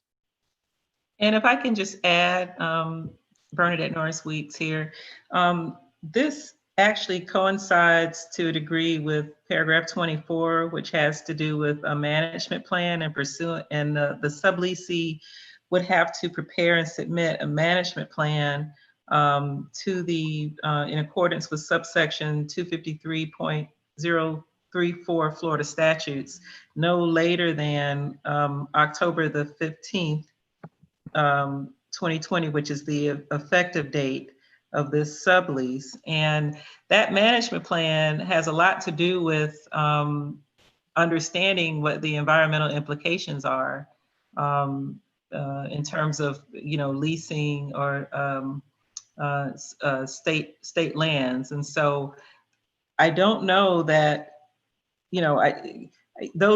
so in order to read those two things, you'd have to really read them together, what they're asking for. You'd have to read it really with paragraph 24 and having to do that, this management plan. And so that's something they would have to do, and they would be required to have a lot of that environmental information in order to do that. And this would be put on the city to do now, to have to remediate or do whatever is necessary to understand the condition of the environmental conditions that exist. Thank you, City Attorney. Okay, item number 33. Prohibitions against liens or other encumbrances. Fee title to the sublease premises is held by the trustee. Subleasee shall not do or permit anything to be done which purports to create a lien or encumbrance of any nature against the real property contained in the sublease premises, including but not limited to mortgages or construction liens against the sublease premises or against any interest of the trustees and subleaser therein. Everglades Reserve Holding would like to add, if the city agrees, which was the comment by the state, should any lien or encumbrance occur affecting the sublease premises, subleasee shall have 30 days after subleasee receipt of written notice from subleaser of any such, it should say for any such lien to be removed in the same. I guess they want 30 days.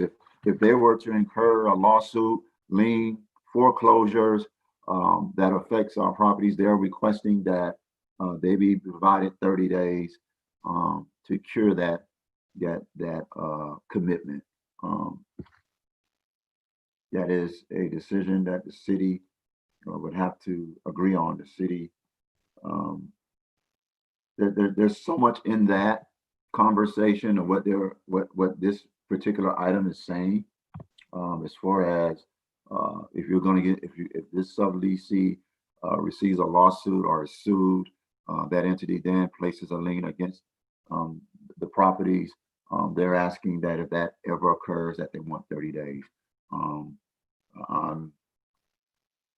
Would lean on the city attorney if there's some additional clarification, but essentially they're asking for 30 days if they get into any type of legal issues pertaining to liens, etc.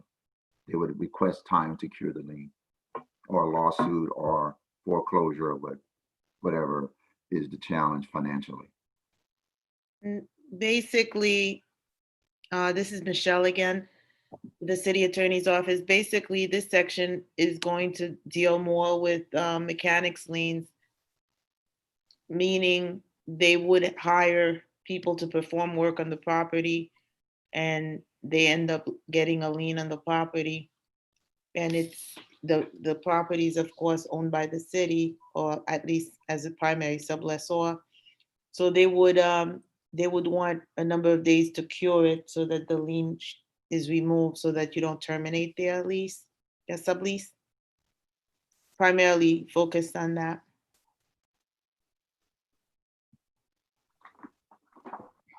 Okay. Thank you, City Attorney. Okay. Maintenance, this is item number 40. Titled Maintenance Improvements.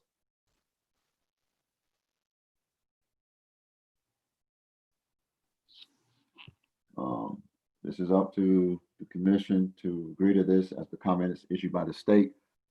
Maintenance of improvement. Subleasee shall maintain real property contained within the sublease premises and any improvements located thereon in a state of good condition, working order, and repair, including but not limited to maintaining the planned improvements as set forth in the approved management plan, keeping the sublease premises free of trash or litter, meeting all building and safety codes in the location situated, and maintaining any and all existing roads, canals, ditches, culverts, risers, and light in as good condition as the same may be on the effective date of this sublease.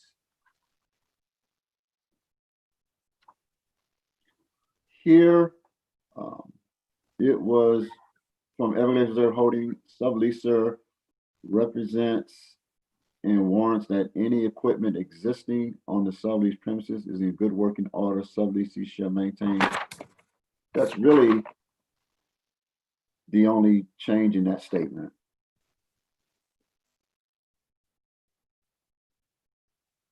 I don't see a difference in what was actually in the sublease prior to what was offered to the state this past weekend. The subleaser represents and warrants that any equipment existing on the sublease premises. Okay, I see the change. Sorry. Virtually, they're wanting to ensure that the existing equipment is in good working condition prior to the effective date of the sublease.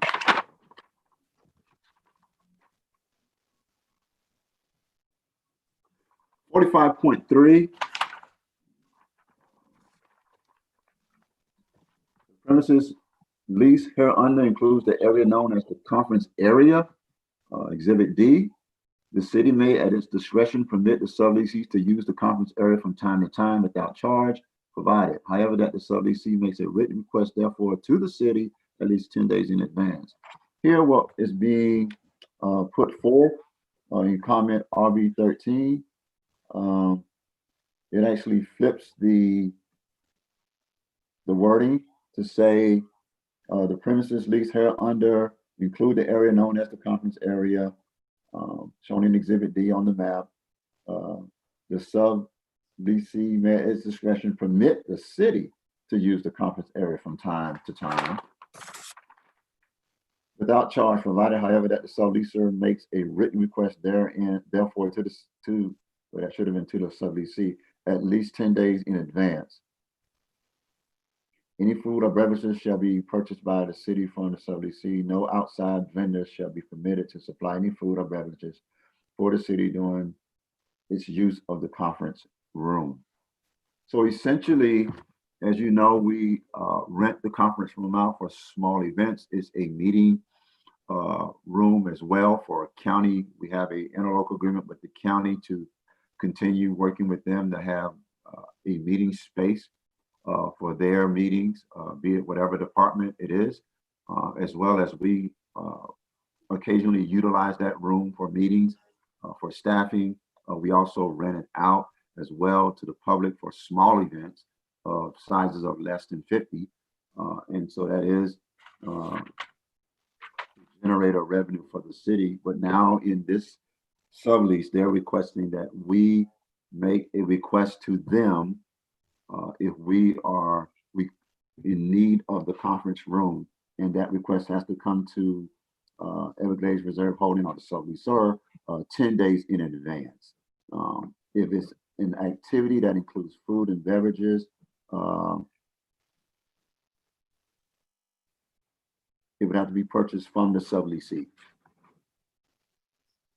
No outside vendors will be permitted, food or beverages.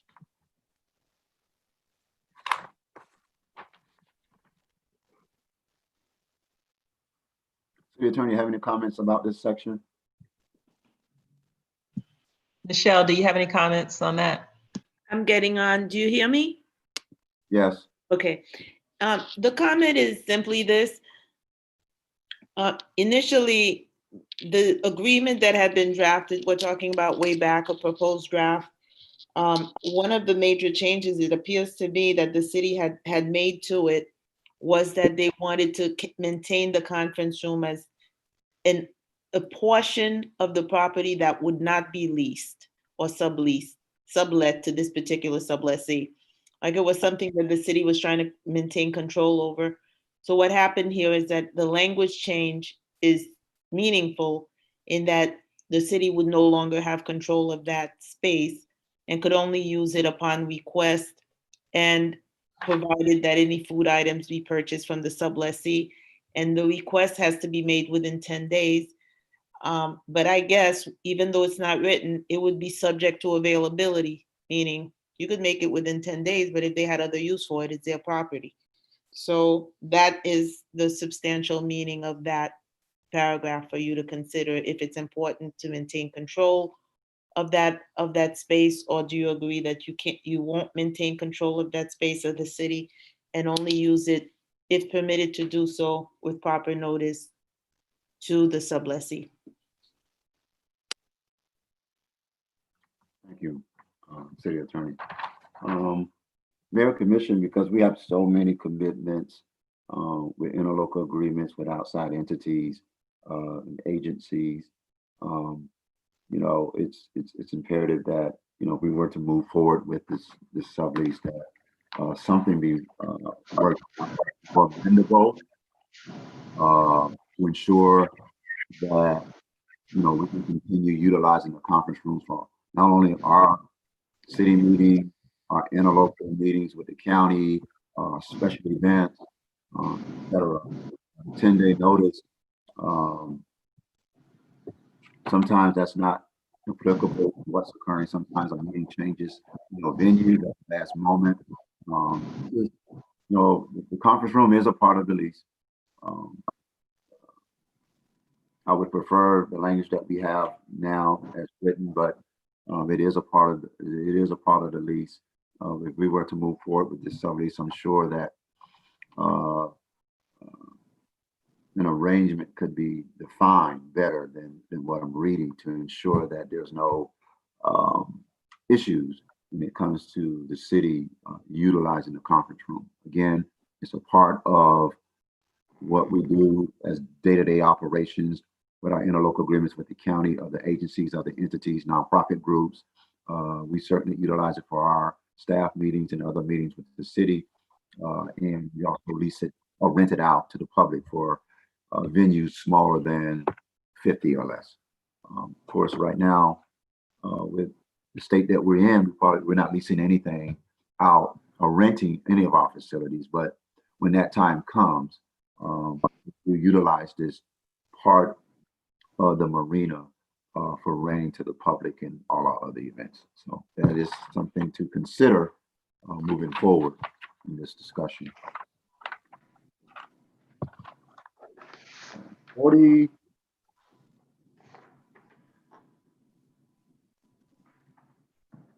45.8 and on the documents 45.7. Following days are specifically excluded from section 45.7. These are referencing just the holidays.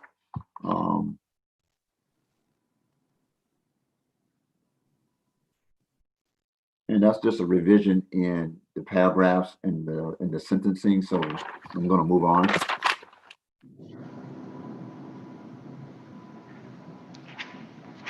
Section 48.4. 48.4. Subleasee shall pay, and I think this did not make it up to the state once it was completed. Once we agreed, we had a mutual agreement of the deposit of $30,000. So that I'm assuming that was something that the state wasn't aware that was changed from 20,000 to 30,000 about eight months ago. So there's no comments for the city there.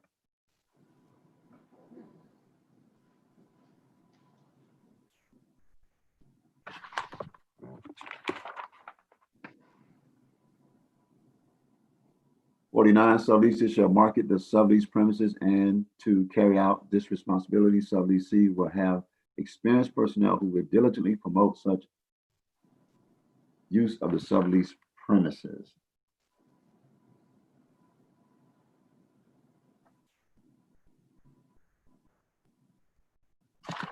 I guess the state is, requesting, and it goes back to the city attorney's comment about operational plan or management plan. I'm assuming that's where that should refer to or should be, as far as promotion and marketing of the marina within itself. Am I correct, city attorney? I'd have to look at the requirements. I don't know that that's necessarily in 253.034, but Okay. I can certainly look at the requirements in the statute and let you know. Okay, thank you. Comment RB 22, 54.3, they just requesting that we move this condition to coincide with 45.1. I'm gonna move on from there.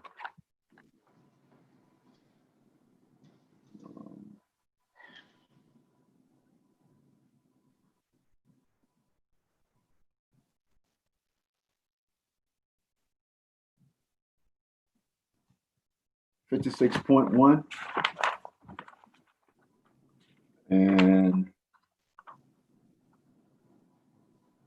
this is not in the first lease. This is actually some additions added on, unless it was, no, not additions, but this language is,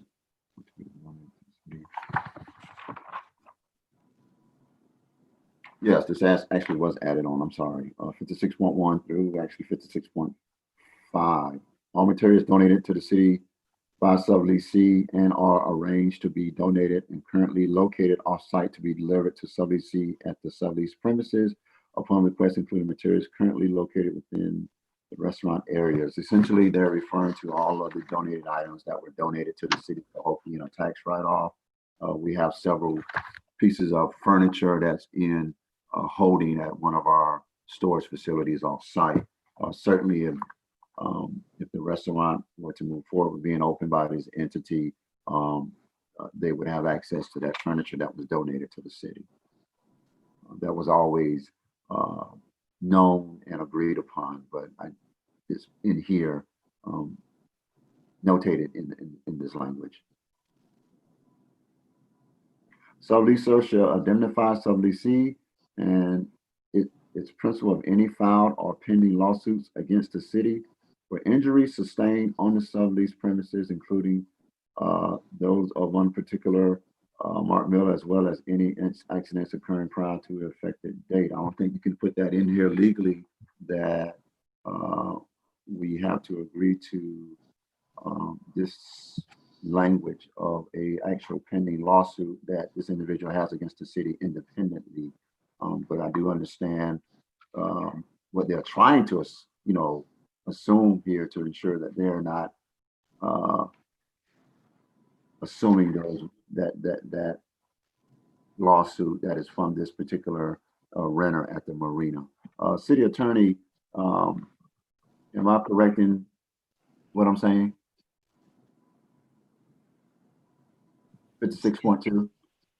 Yeah, excuse me, I was trying to Yeah, unmute. with respect to 56.2, Michelle, here, that's not so unusual in the sense that any lawsuit that the city had Mhm. that affected the premises prior to the sublessee getting on the premises, the city is supposed to be the one to defend, of course, and they want to make sure that they're not in it, and basically they wouldn't be.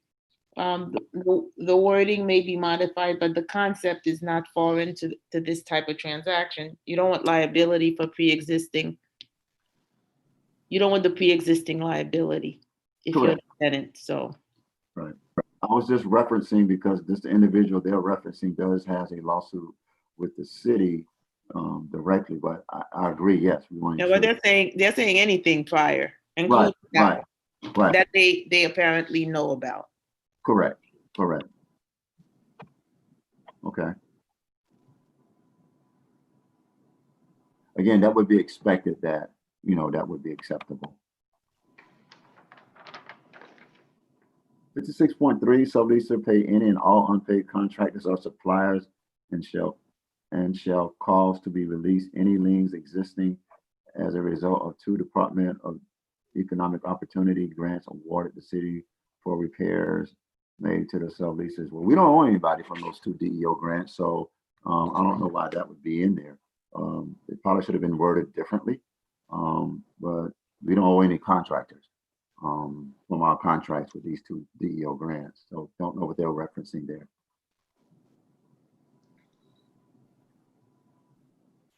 Subleaser shall provide subleasee with copies of approved engineering plans for recently constructed deck and requisite certificates of occupancy for any and all work completed pursuant to DEO grants. We don't have a problem with that. Subleaser shall effectuate the startup new walk-in cooler freezer units ordered and installed by subleaser on 10 days written notice subleasee. We paid about $30,000 for a 24 by 12 added addition to the Marina restaurant. The city's not responsible for going in and ensuring that it should start up for operation. I mean, I know what effectuate means for a startup, and it's simply, ensuring that it has, all of the right chemicals for the freezing of the cooling of the system. This was a brand new unit installed, so it shouldn't be left up to the city to now go in and ensure that the walk-in cooler is going to cool, even though we know it's a brand new walk-in cooler. It was installed by a reputable contractor. I don't know why that would be in here as an add in addition to a sublease. We know that if you refer back to the as is, and I'm not referring that this is an as is part discussion because this is a brand new unit. It's never been used. So unit, I could understand. As far as effectuate the startup of the new walk-in cooler and freezer unit, I don't know why that's being referenced in this sublease. This is Michelle again. Generally speaking, the sublease, the proposed language seems to indicate that the sublessee wants the city to say all the equipment is in good condition. The sublessee can visit the equipment, decide if it's in good condition or not. If you're representing that it is, if there's anything wrong with it, then you'd be like in a breach of the lease or sublease. So they should most likely, if you're going forward with this, decide whether they visit it, they decide it's in good condition, they take it as is. Similar to this piece of equipment, they're also asking that you make sure it's functional, where you could view it as they should go out and look at it, determine that it's functional, take it the way it is. Or even if it's not functional, take it the way it is and pursue the repairs and improvements. So it's a question of either taking it as is, or do they want the city to make representations as to its condition or put it in order for them before they start?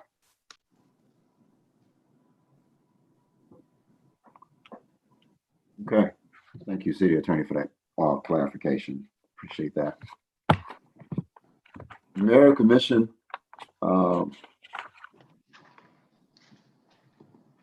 that double checking to make sure that concludes all of these changes that Everglades Reserve Holding had sent over to the state. Again, we didn't have an opportunity to start viewing these until the weekend. But these are all the changes, if nothing else comes about, that they were in discussions with about this sublease. We have had a prior discussion, and it was delayed until this meeting. That's where we are with this sublease. Mayor, Commission, you have a resolution 2020-15 referencing the sublease to Everglades Reserve Holding. You've heard all of their changes they're proposing to the City Commission this evening for consideration, along with you have a resolution 2020-15 that supports this draft sublease that's in front of you. Mayor, Commission. Thank you, City Manager. And prior to the City Commission deliberating on this resolution, we would like to at least get staff recommendations. I know it's our obligation to move forward or not. It will be our responsibility. But as paid staff, both our legal and our administrative staff, we'd just like to just briefly know your recommendation as far as this resolution, as far as moving forward, or any delays need to be done to clear up any language in pertaining to.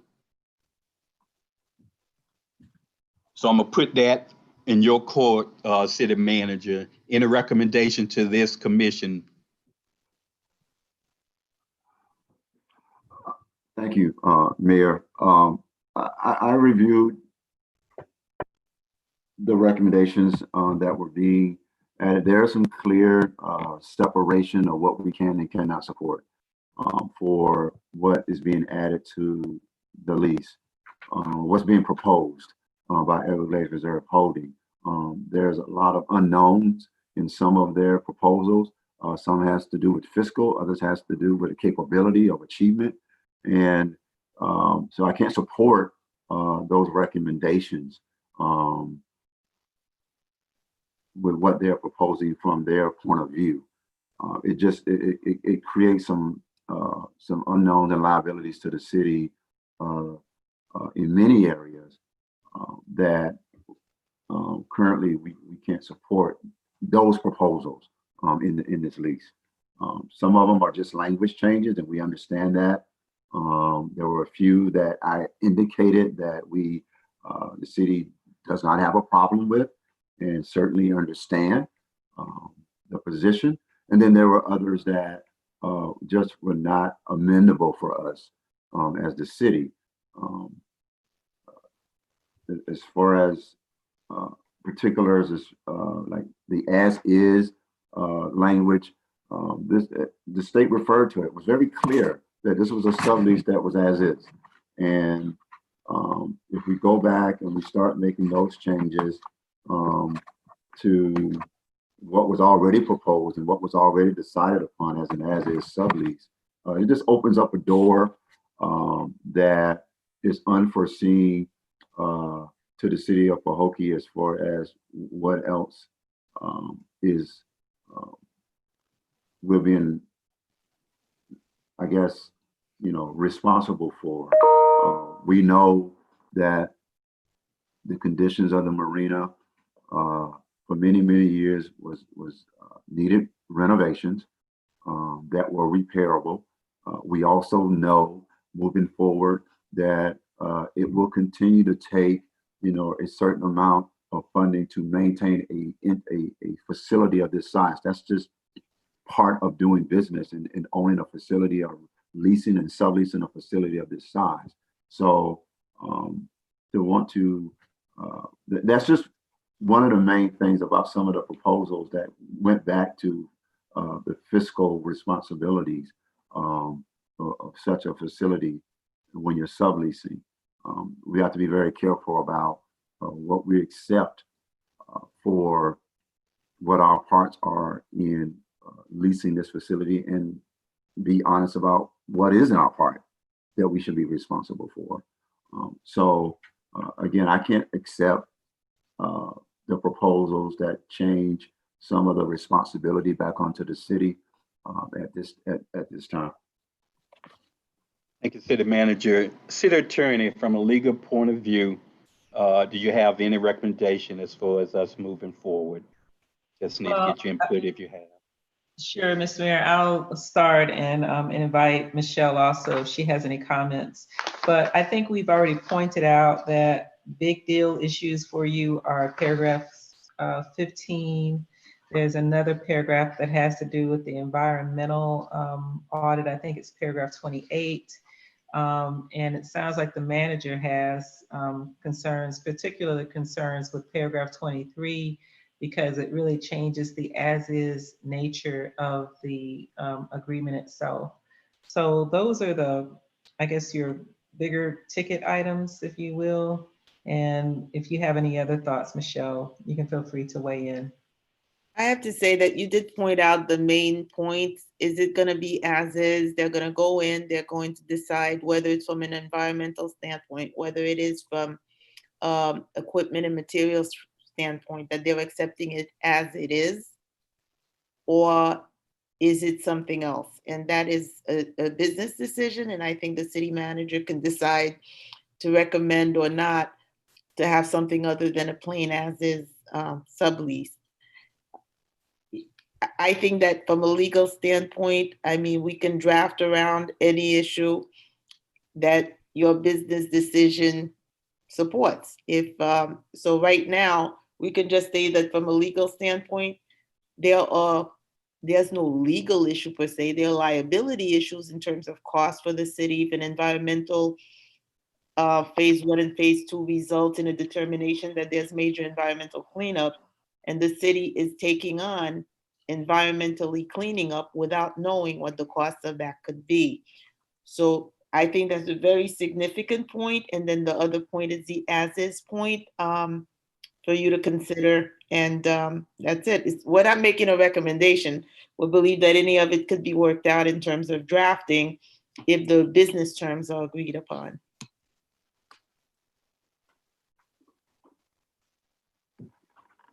Thank you. At this time, City Commissioners, we have had Resolution 2020-15 read into the minutes. We have had it explained by our City Manager.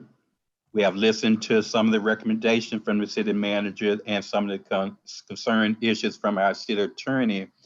At this point, what is your pleasure pertaining to Resolution 2020-15?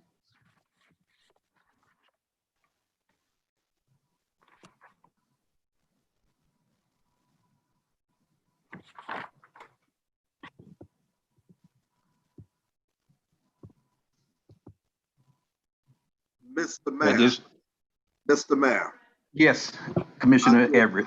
I do want to apologize for my tardiness. I had a family emergency. However, we heard from the city manager. We've heard from our city attorney. Are the investors present in the meeting? City Manager, was the investor given a link to this teleconference where they are able to make comments? We provided a public link for everyone to get on and listen. They also indicated that they wanted to postpone this conversation in a late email. You received that email, I read it. They wanted other conditions before, they wanted us actually to suspend this conversation for another time, actually. Okay, thank you.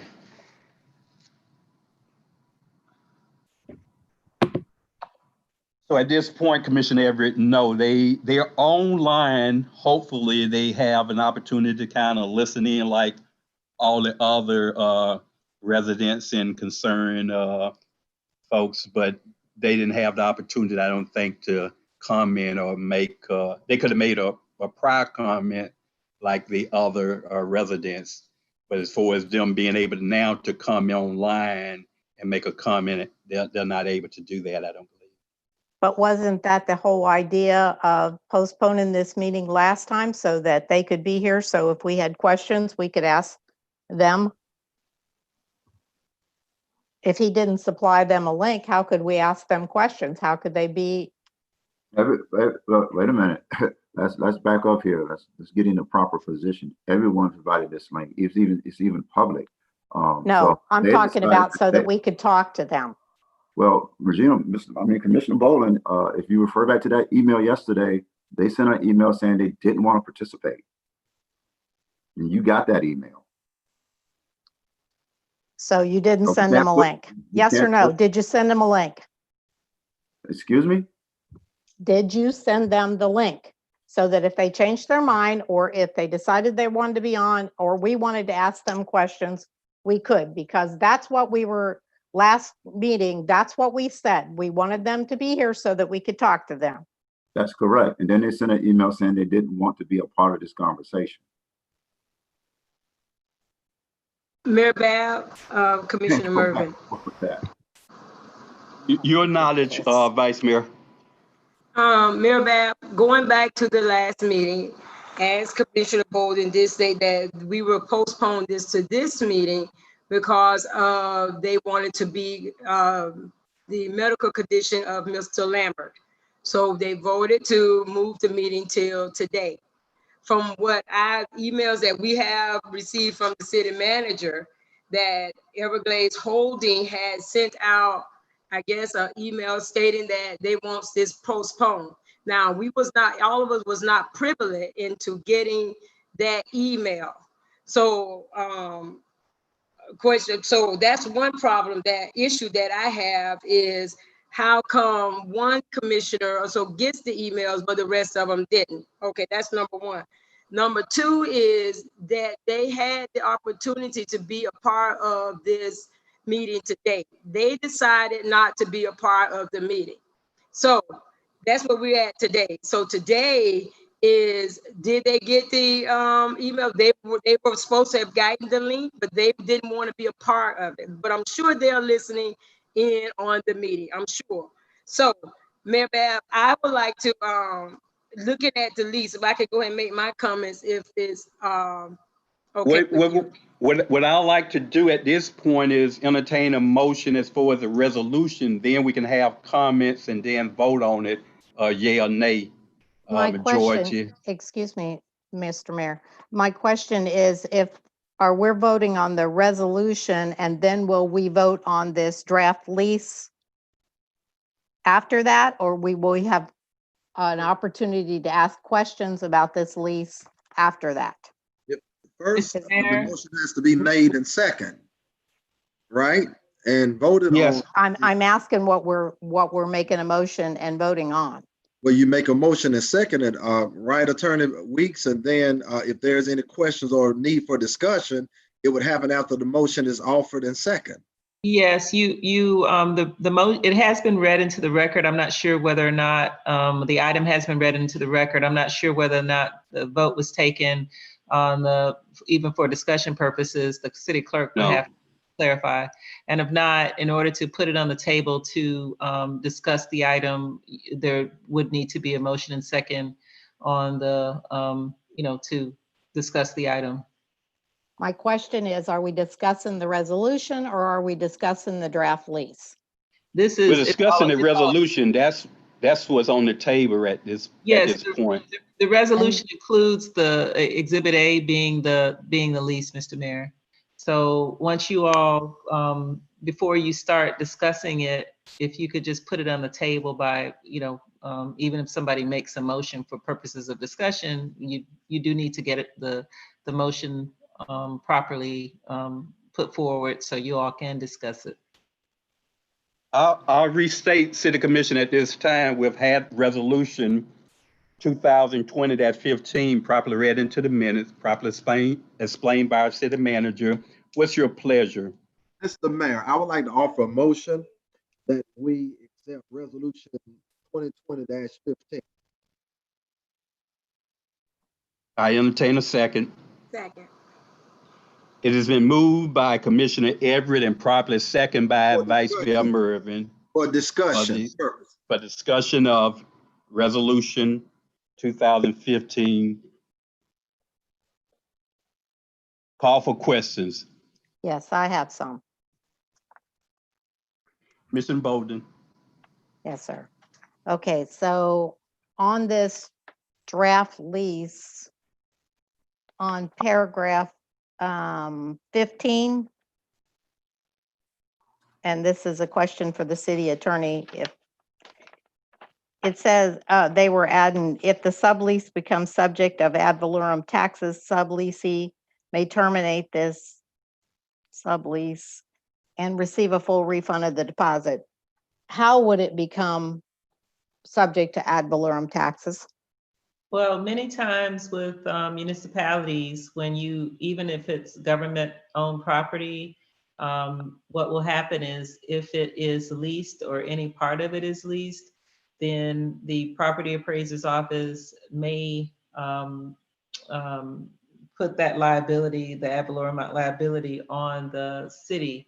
And so what this language says right here is that if that happens, then they may terminate the sublease and receive the full refund of their deposit. So this is probably something that you can find out prior to entering into the agreement, but you certainly want to understand what the potential liability is by contacting the property appraiser's office and talking with all necessary parties to see what the city's potential liability could be for this Okay. property.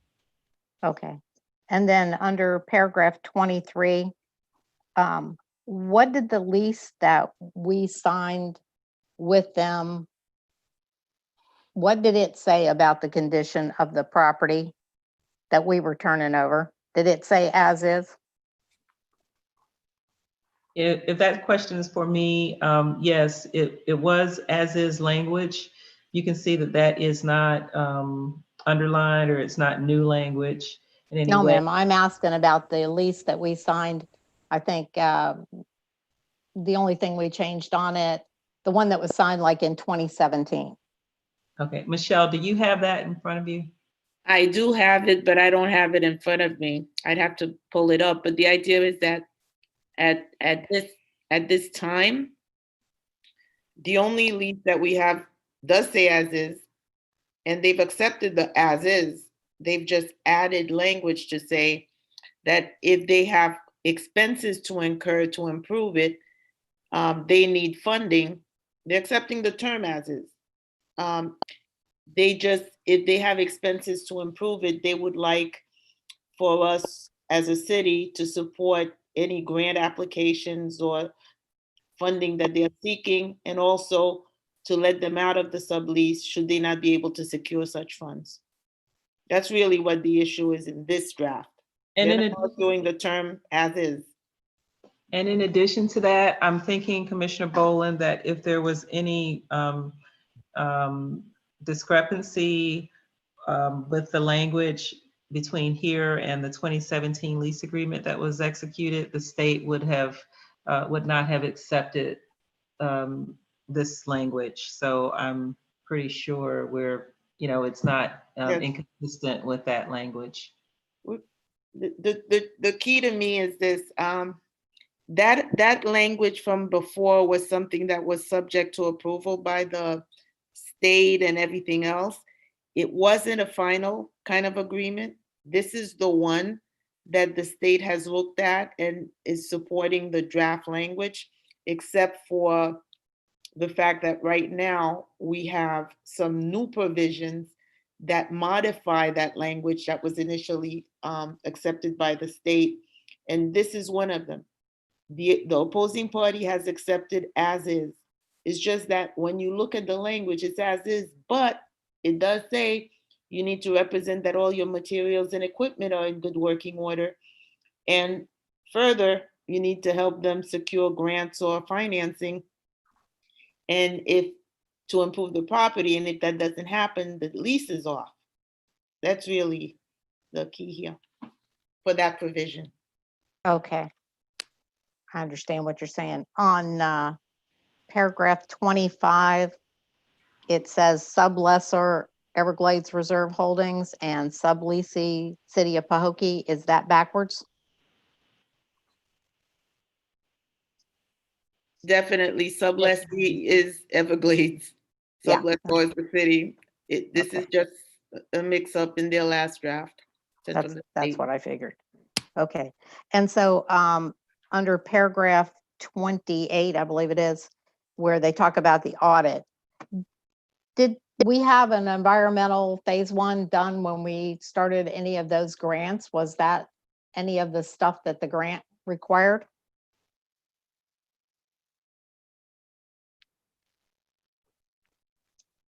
Hello? That's a question for the city manager. Not to the extent of what they're referencing. What DEO required before we start any type of renovations is that standard inspection and review of the property as far as developing a scope of work, but not in detail of an environmental study. That was not. So not a phase one environmental. No. Okay. If I may, Mr. Mayor, and I do apologize, if I may, Mr. Mayor, I know we had a workshop and the city manager went line for line with additions and concerns that the other party had, the potential investor had regarding this agreement. Let's not forget that we have a motion on the floor that needs action, because it seemed like this level of questioning should have been done via workshop and also when the city manager went line for line. When we had the workshop, Commissioner Everett, they went straight through it and we ran out of time. I did not want to interrupt him with questions because I thought we would get off track. So I let him go all the way through, knowing that we would get to this point when I could ask my questions. And I will ask my questions. Thank you. That's fine. You can ask whatever you will, but according to parliamentary procedure, once a motion has been made and second, action must take place. And prior to the motion being offered, there was a line for line discussion. That's all I'm bringing up, that we stick true to parliamentary procedure. And you don't think it's important enough in this instance for us to get these questions answered? Questions could have been asked when the city manager. But I'm asking them now. Line for line. Legal. The time that you're taking with this is the time that I could ask the questions and we could move on. But parliamentary procedure guides that once a motion has been made and second, action need to be taken on the previous question. And legal, please correct me if I'm wrong. Well, Commissioner, you are on, the mayor did call for questions. And so I think that that is what Commissioner Boland is doing at this point. You all can certainly deliberate the issue at this time. But we do have we do have the motion need a second. Are you done? Well, you're discussing the issue at this time, as I understand it, Commissioner.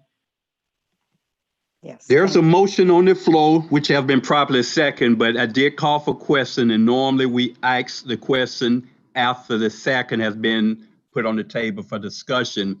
But one of our guidelines in our procedures is to allow other commissioners to ask questions also. So once a commissioner has asked a certain amount of questions, it's only proper and courteous to allow others. We can always come back to that commissioner to finish up on some of his or her other questions. So we'll give Commissioner Boland Well, Mr. Mayor, I stand corrected. Legal, I stand corrected, but I do know that there's limits to debating a motion that's on the floor.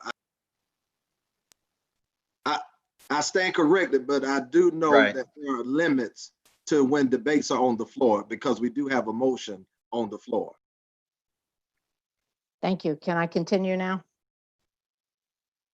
We'll continue at some point, Commissioner. I will need to give the courtesy of the other commissioners to allow them to ask whatever question they may have. We don't want to totally dominate the time for all the questions, but we certainly want you to have an opportunity to ask your question or concerns. Thank you. Under paragraph 45.3, where it talks about the conference room, in the comments, city manager, it says that the conference room cannot be excluded from the premises. Okay, as part of your, okay. So if it's saying that, then how can we say, okay, well, we need it for a certain amount of things? Is there an opportunity for us to give them a list of what we do on a regular basis and say, there's your 10-day notice?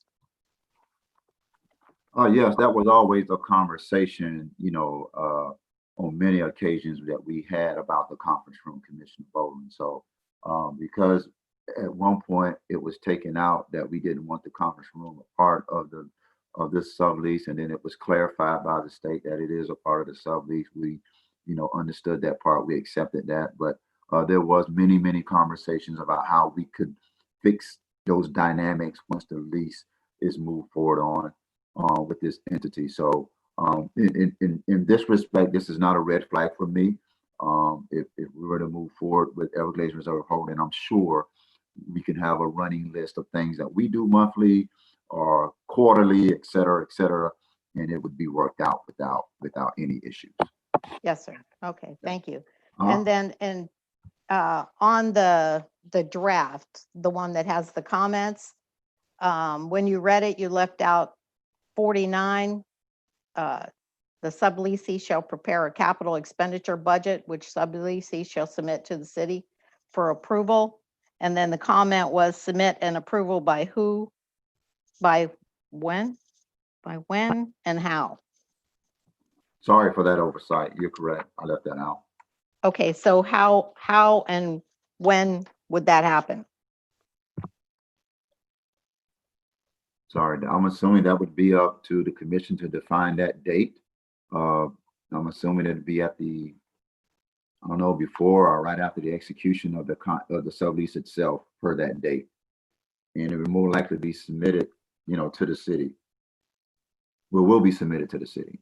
So to the whom and when and how, who will be to the city, when it will be determined by the commission, and how, I'm assuming that would be in the context of some type of capital expenditure format or portfolio of finances.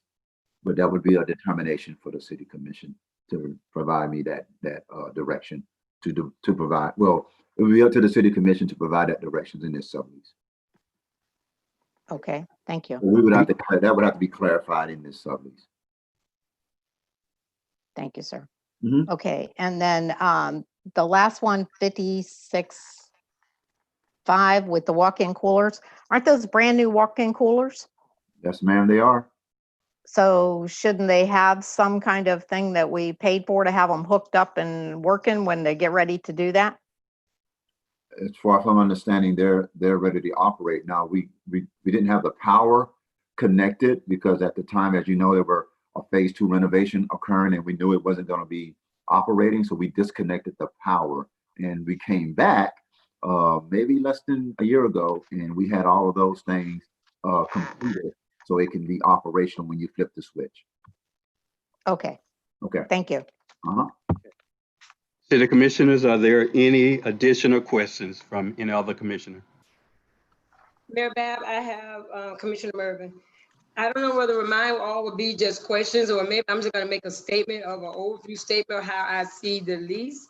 Listening to the city manager and the city attorney and looks at reading the part from the state, looks to and the inputs from Everglades Reserve Holding.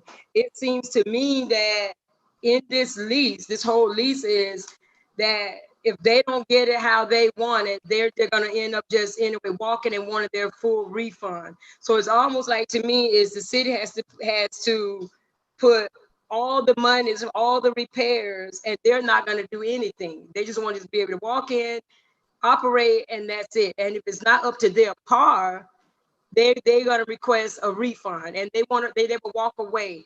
Me personally, listening to the attorney and listening to reading the lease, I'm not in favor of this lease. That's my vote on this. I know we're not at the vote yet, but I am not in favor of the lease and with Everglades Reserve Holding. Thank you. Are there any additional comments from any additional commissioner? Hearing none, are you ready for a vote? Roll call, Madam Clerk.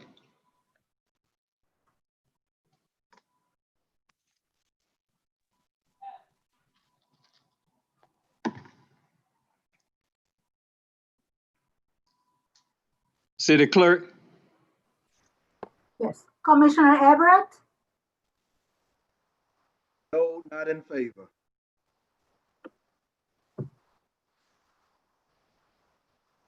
Oh, we voting just on the lease, right? We're taking votes, yes, we're on resolution on the lease. The lease of, Comments, City Clerk?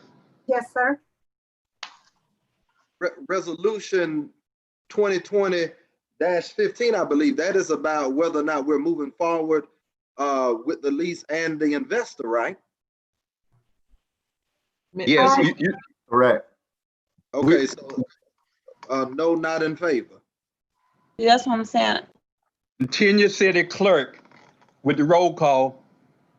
Yes. Commissioner Everett, no. Vice Mayor Mervyn, No.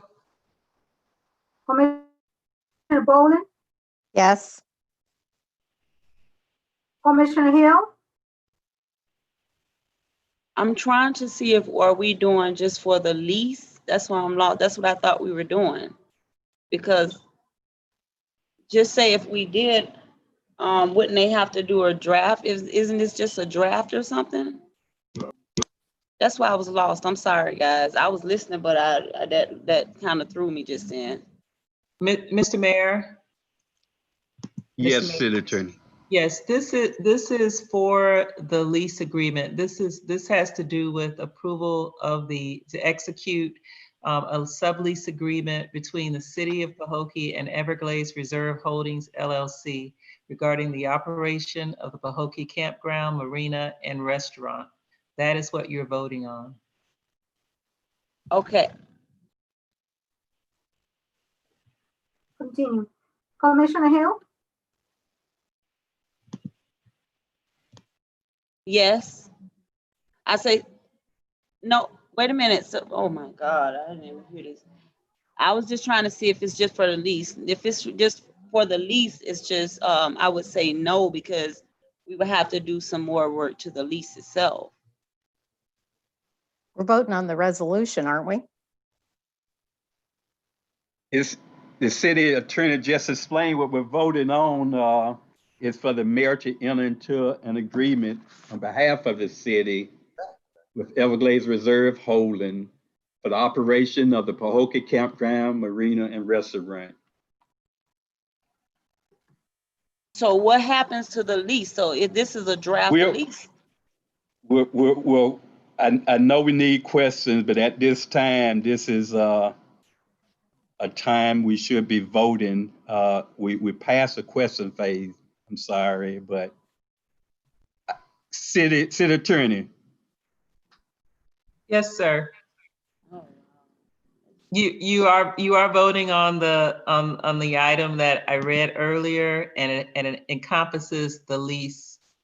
That's what you're voting on, whether to allow for the mayor to sign a lease agreement with the entity that was referenced, which is Everglades Reserve Holdings LLC. And if you're allowing the mayor to execute a sublease agreement between the city and that entity, that's what you're voting on right now. Okay, yes. I'm gonna be honest, I thought it was just for the lease, but I would say that because this lease need to be redone, I would have to say no, because the lease is not even in our favor, if that's the case. Oh. Okay, City Clerk, you can move to the next Commissioner. Mayor Bab. No. All right. Thank you, City Attorney. Thank you, City Manager. Thank you, Commissioner. Thank you, City Clerk. The vote on Resolution 2020-15 is rejected by a 4-1 vote. Now we'll move to our next agenda item, which is public hearing. We don't have any public hearings. We don't have any proclamations. We don't have any presentation. Next line item is the report of the mayor. The mayor does not have a report tonight. The next line item will be the report of the city manager. Thank you, Mayor. No report tonight. I will have a update on projects by the end of the week. Thank you. Thank you, sir. Report of the city attorney. No report, Mr. Mayor. Thank you, ma'am. Old business, the marina lease, we basically have taken care of that item on our resolution. We don't have any new business for the future agenda items of the city commission, if any. And I'll start with Commissioner Hill. Commissioner Hill, do you have any suggested agenda items that you would like to suggest?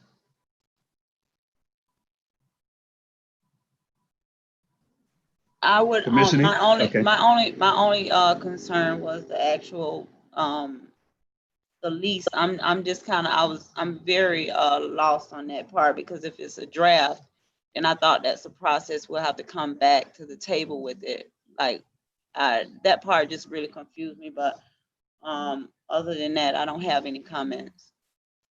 Thank you, ma'am. Commissioner Boland, any future agenda item you'd like to suggest? Yes, I'd like to put on the person from the county, from facilities, about the non-congregate facility that they want to put up on East Main Street, the county. I think we brought that up at the last commission meeting, and it was agreed because of the agenda and the link of the discussion of the marina. We felt we'll just hold that, but it will certainly be on our next agenda item. We've already agreed that that will be placed on there. Okay. And I would like to put on there that we start to have either socially distanced meetings like the county is doing, or we do video meetings.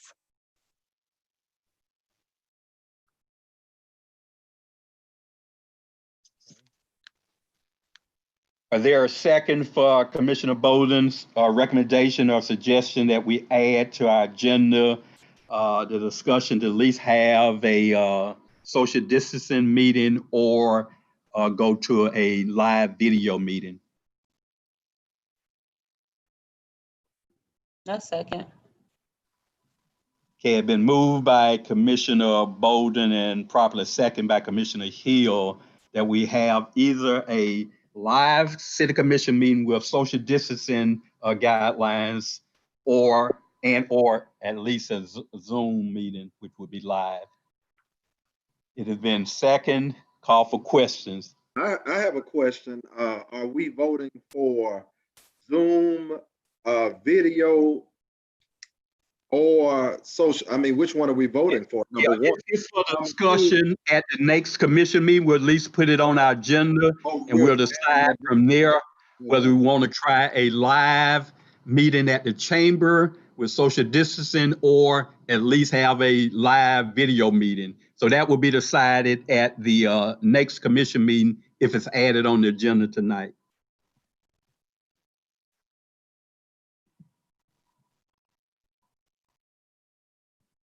Everybody there with me?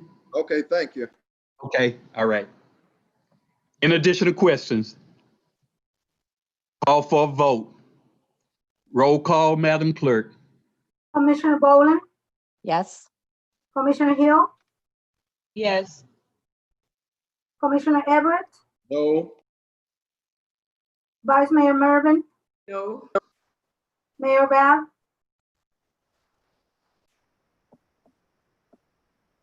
Mayor Bach, No, excuse me? no.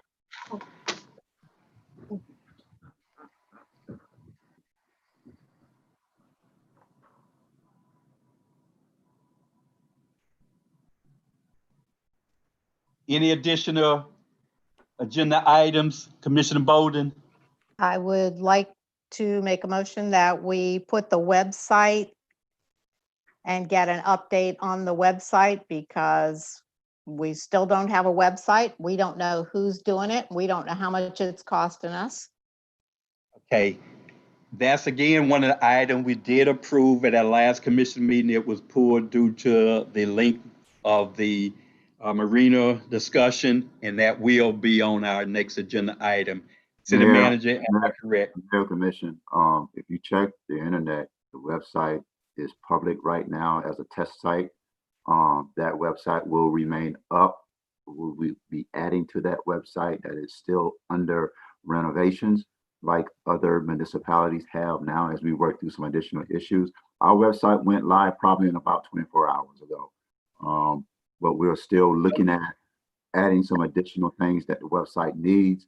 So for safe regards, we made it visible publicly, but there will be an added notation on the homepage that this website is continued under renovations moving forward. We have, City Manager, as far as the agenda item, that could be shared at our next commission meeting, and then we'll have an opportunity to ask any question pertaining to it if need to. Right, not a problem. I'm just letting you know it's active to Okay. the point where the information is there. And we'll put it on the website that it's under renovations. Okay. We're doing that right now just to share the information. Okay, but I just want to make sure that it's part of our agenda discussion at our next commission meeting, since we did approve that conversation at our last commission Correct. meeting. All right, thank you. Mhm. Commissioner Everett, any suggested agenda items? Sir. Thank you, sir. Vice Mayor Mervyn? Yes, Mayor, there's two. Since we have voted on the lease, I think it would be appropriate that we was to make a motion to our city attorney to draft a letter to the state of the decision that we have made tonight regarding the lease. And also number two, we'd like to make another motion that we would direct our city manager to go out and seek other bids for our restaurant as soon as possible.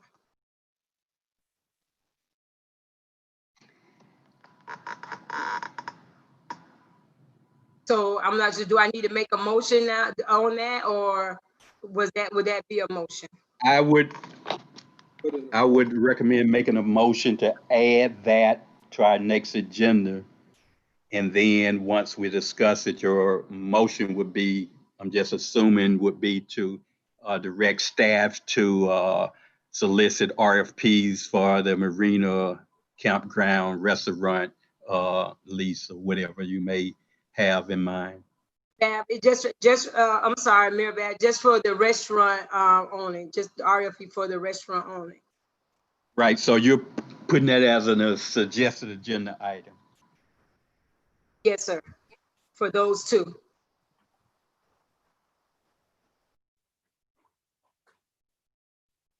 I entertain a second if that's the desire of the commission.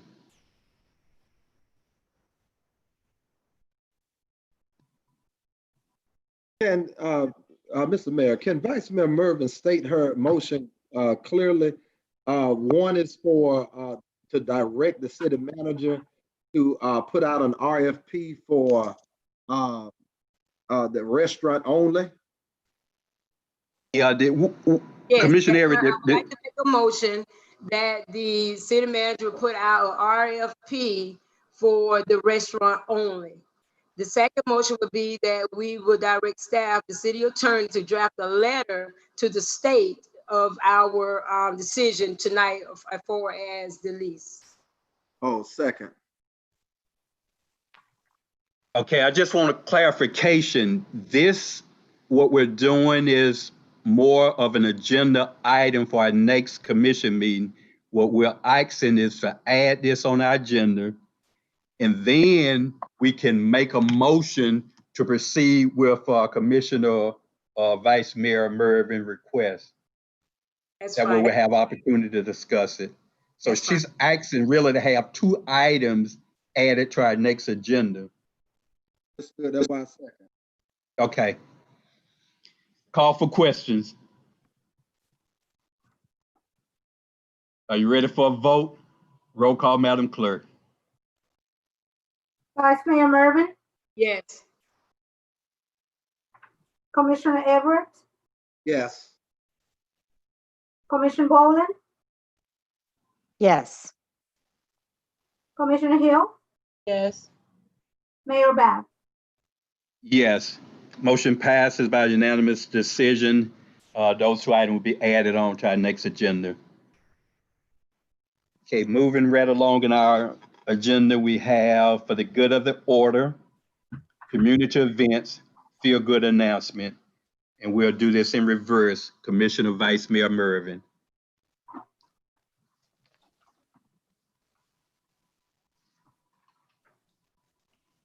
Did you hear Vice me? Mayor Mervyn. Okay, I have none, Mayor.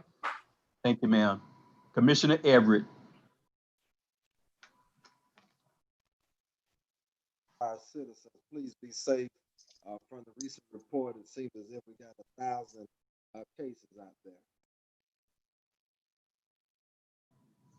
Thank you, sir. Commissioner Bowden. Yes, sir. I'd like to announce that we're doing food distribution in the Thriftway parking lot at 181 Worden Avenue on Thursday morning. It's just 1 truck, so it shouldn't last long. The truck should arrive around 9:30, and we'll probably start distributing food around 10:30. We should pose a question. Who is the one doing the distribution? It was just the one they call the group, the team. They had an extra, they had to empty out some pre-coolers. So they called and asked if we would do it, if we wanted a truck. So will they be coming out to help with the, Oh, we're looking for volunteers. They will not be here. But I've already made sure that we have a forklift to get it off the truck with. And it should just be boxes. So we don't have to box anything up. All we have to do is just hand out the boxes. So anyone who would like to volunteer, please be there at 9 o'clock.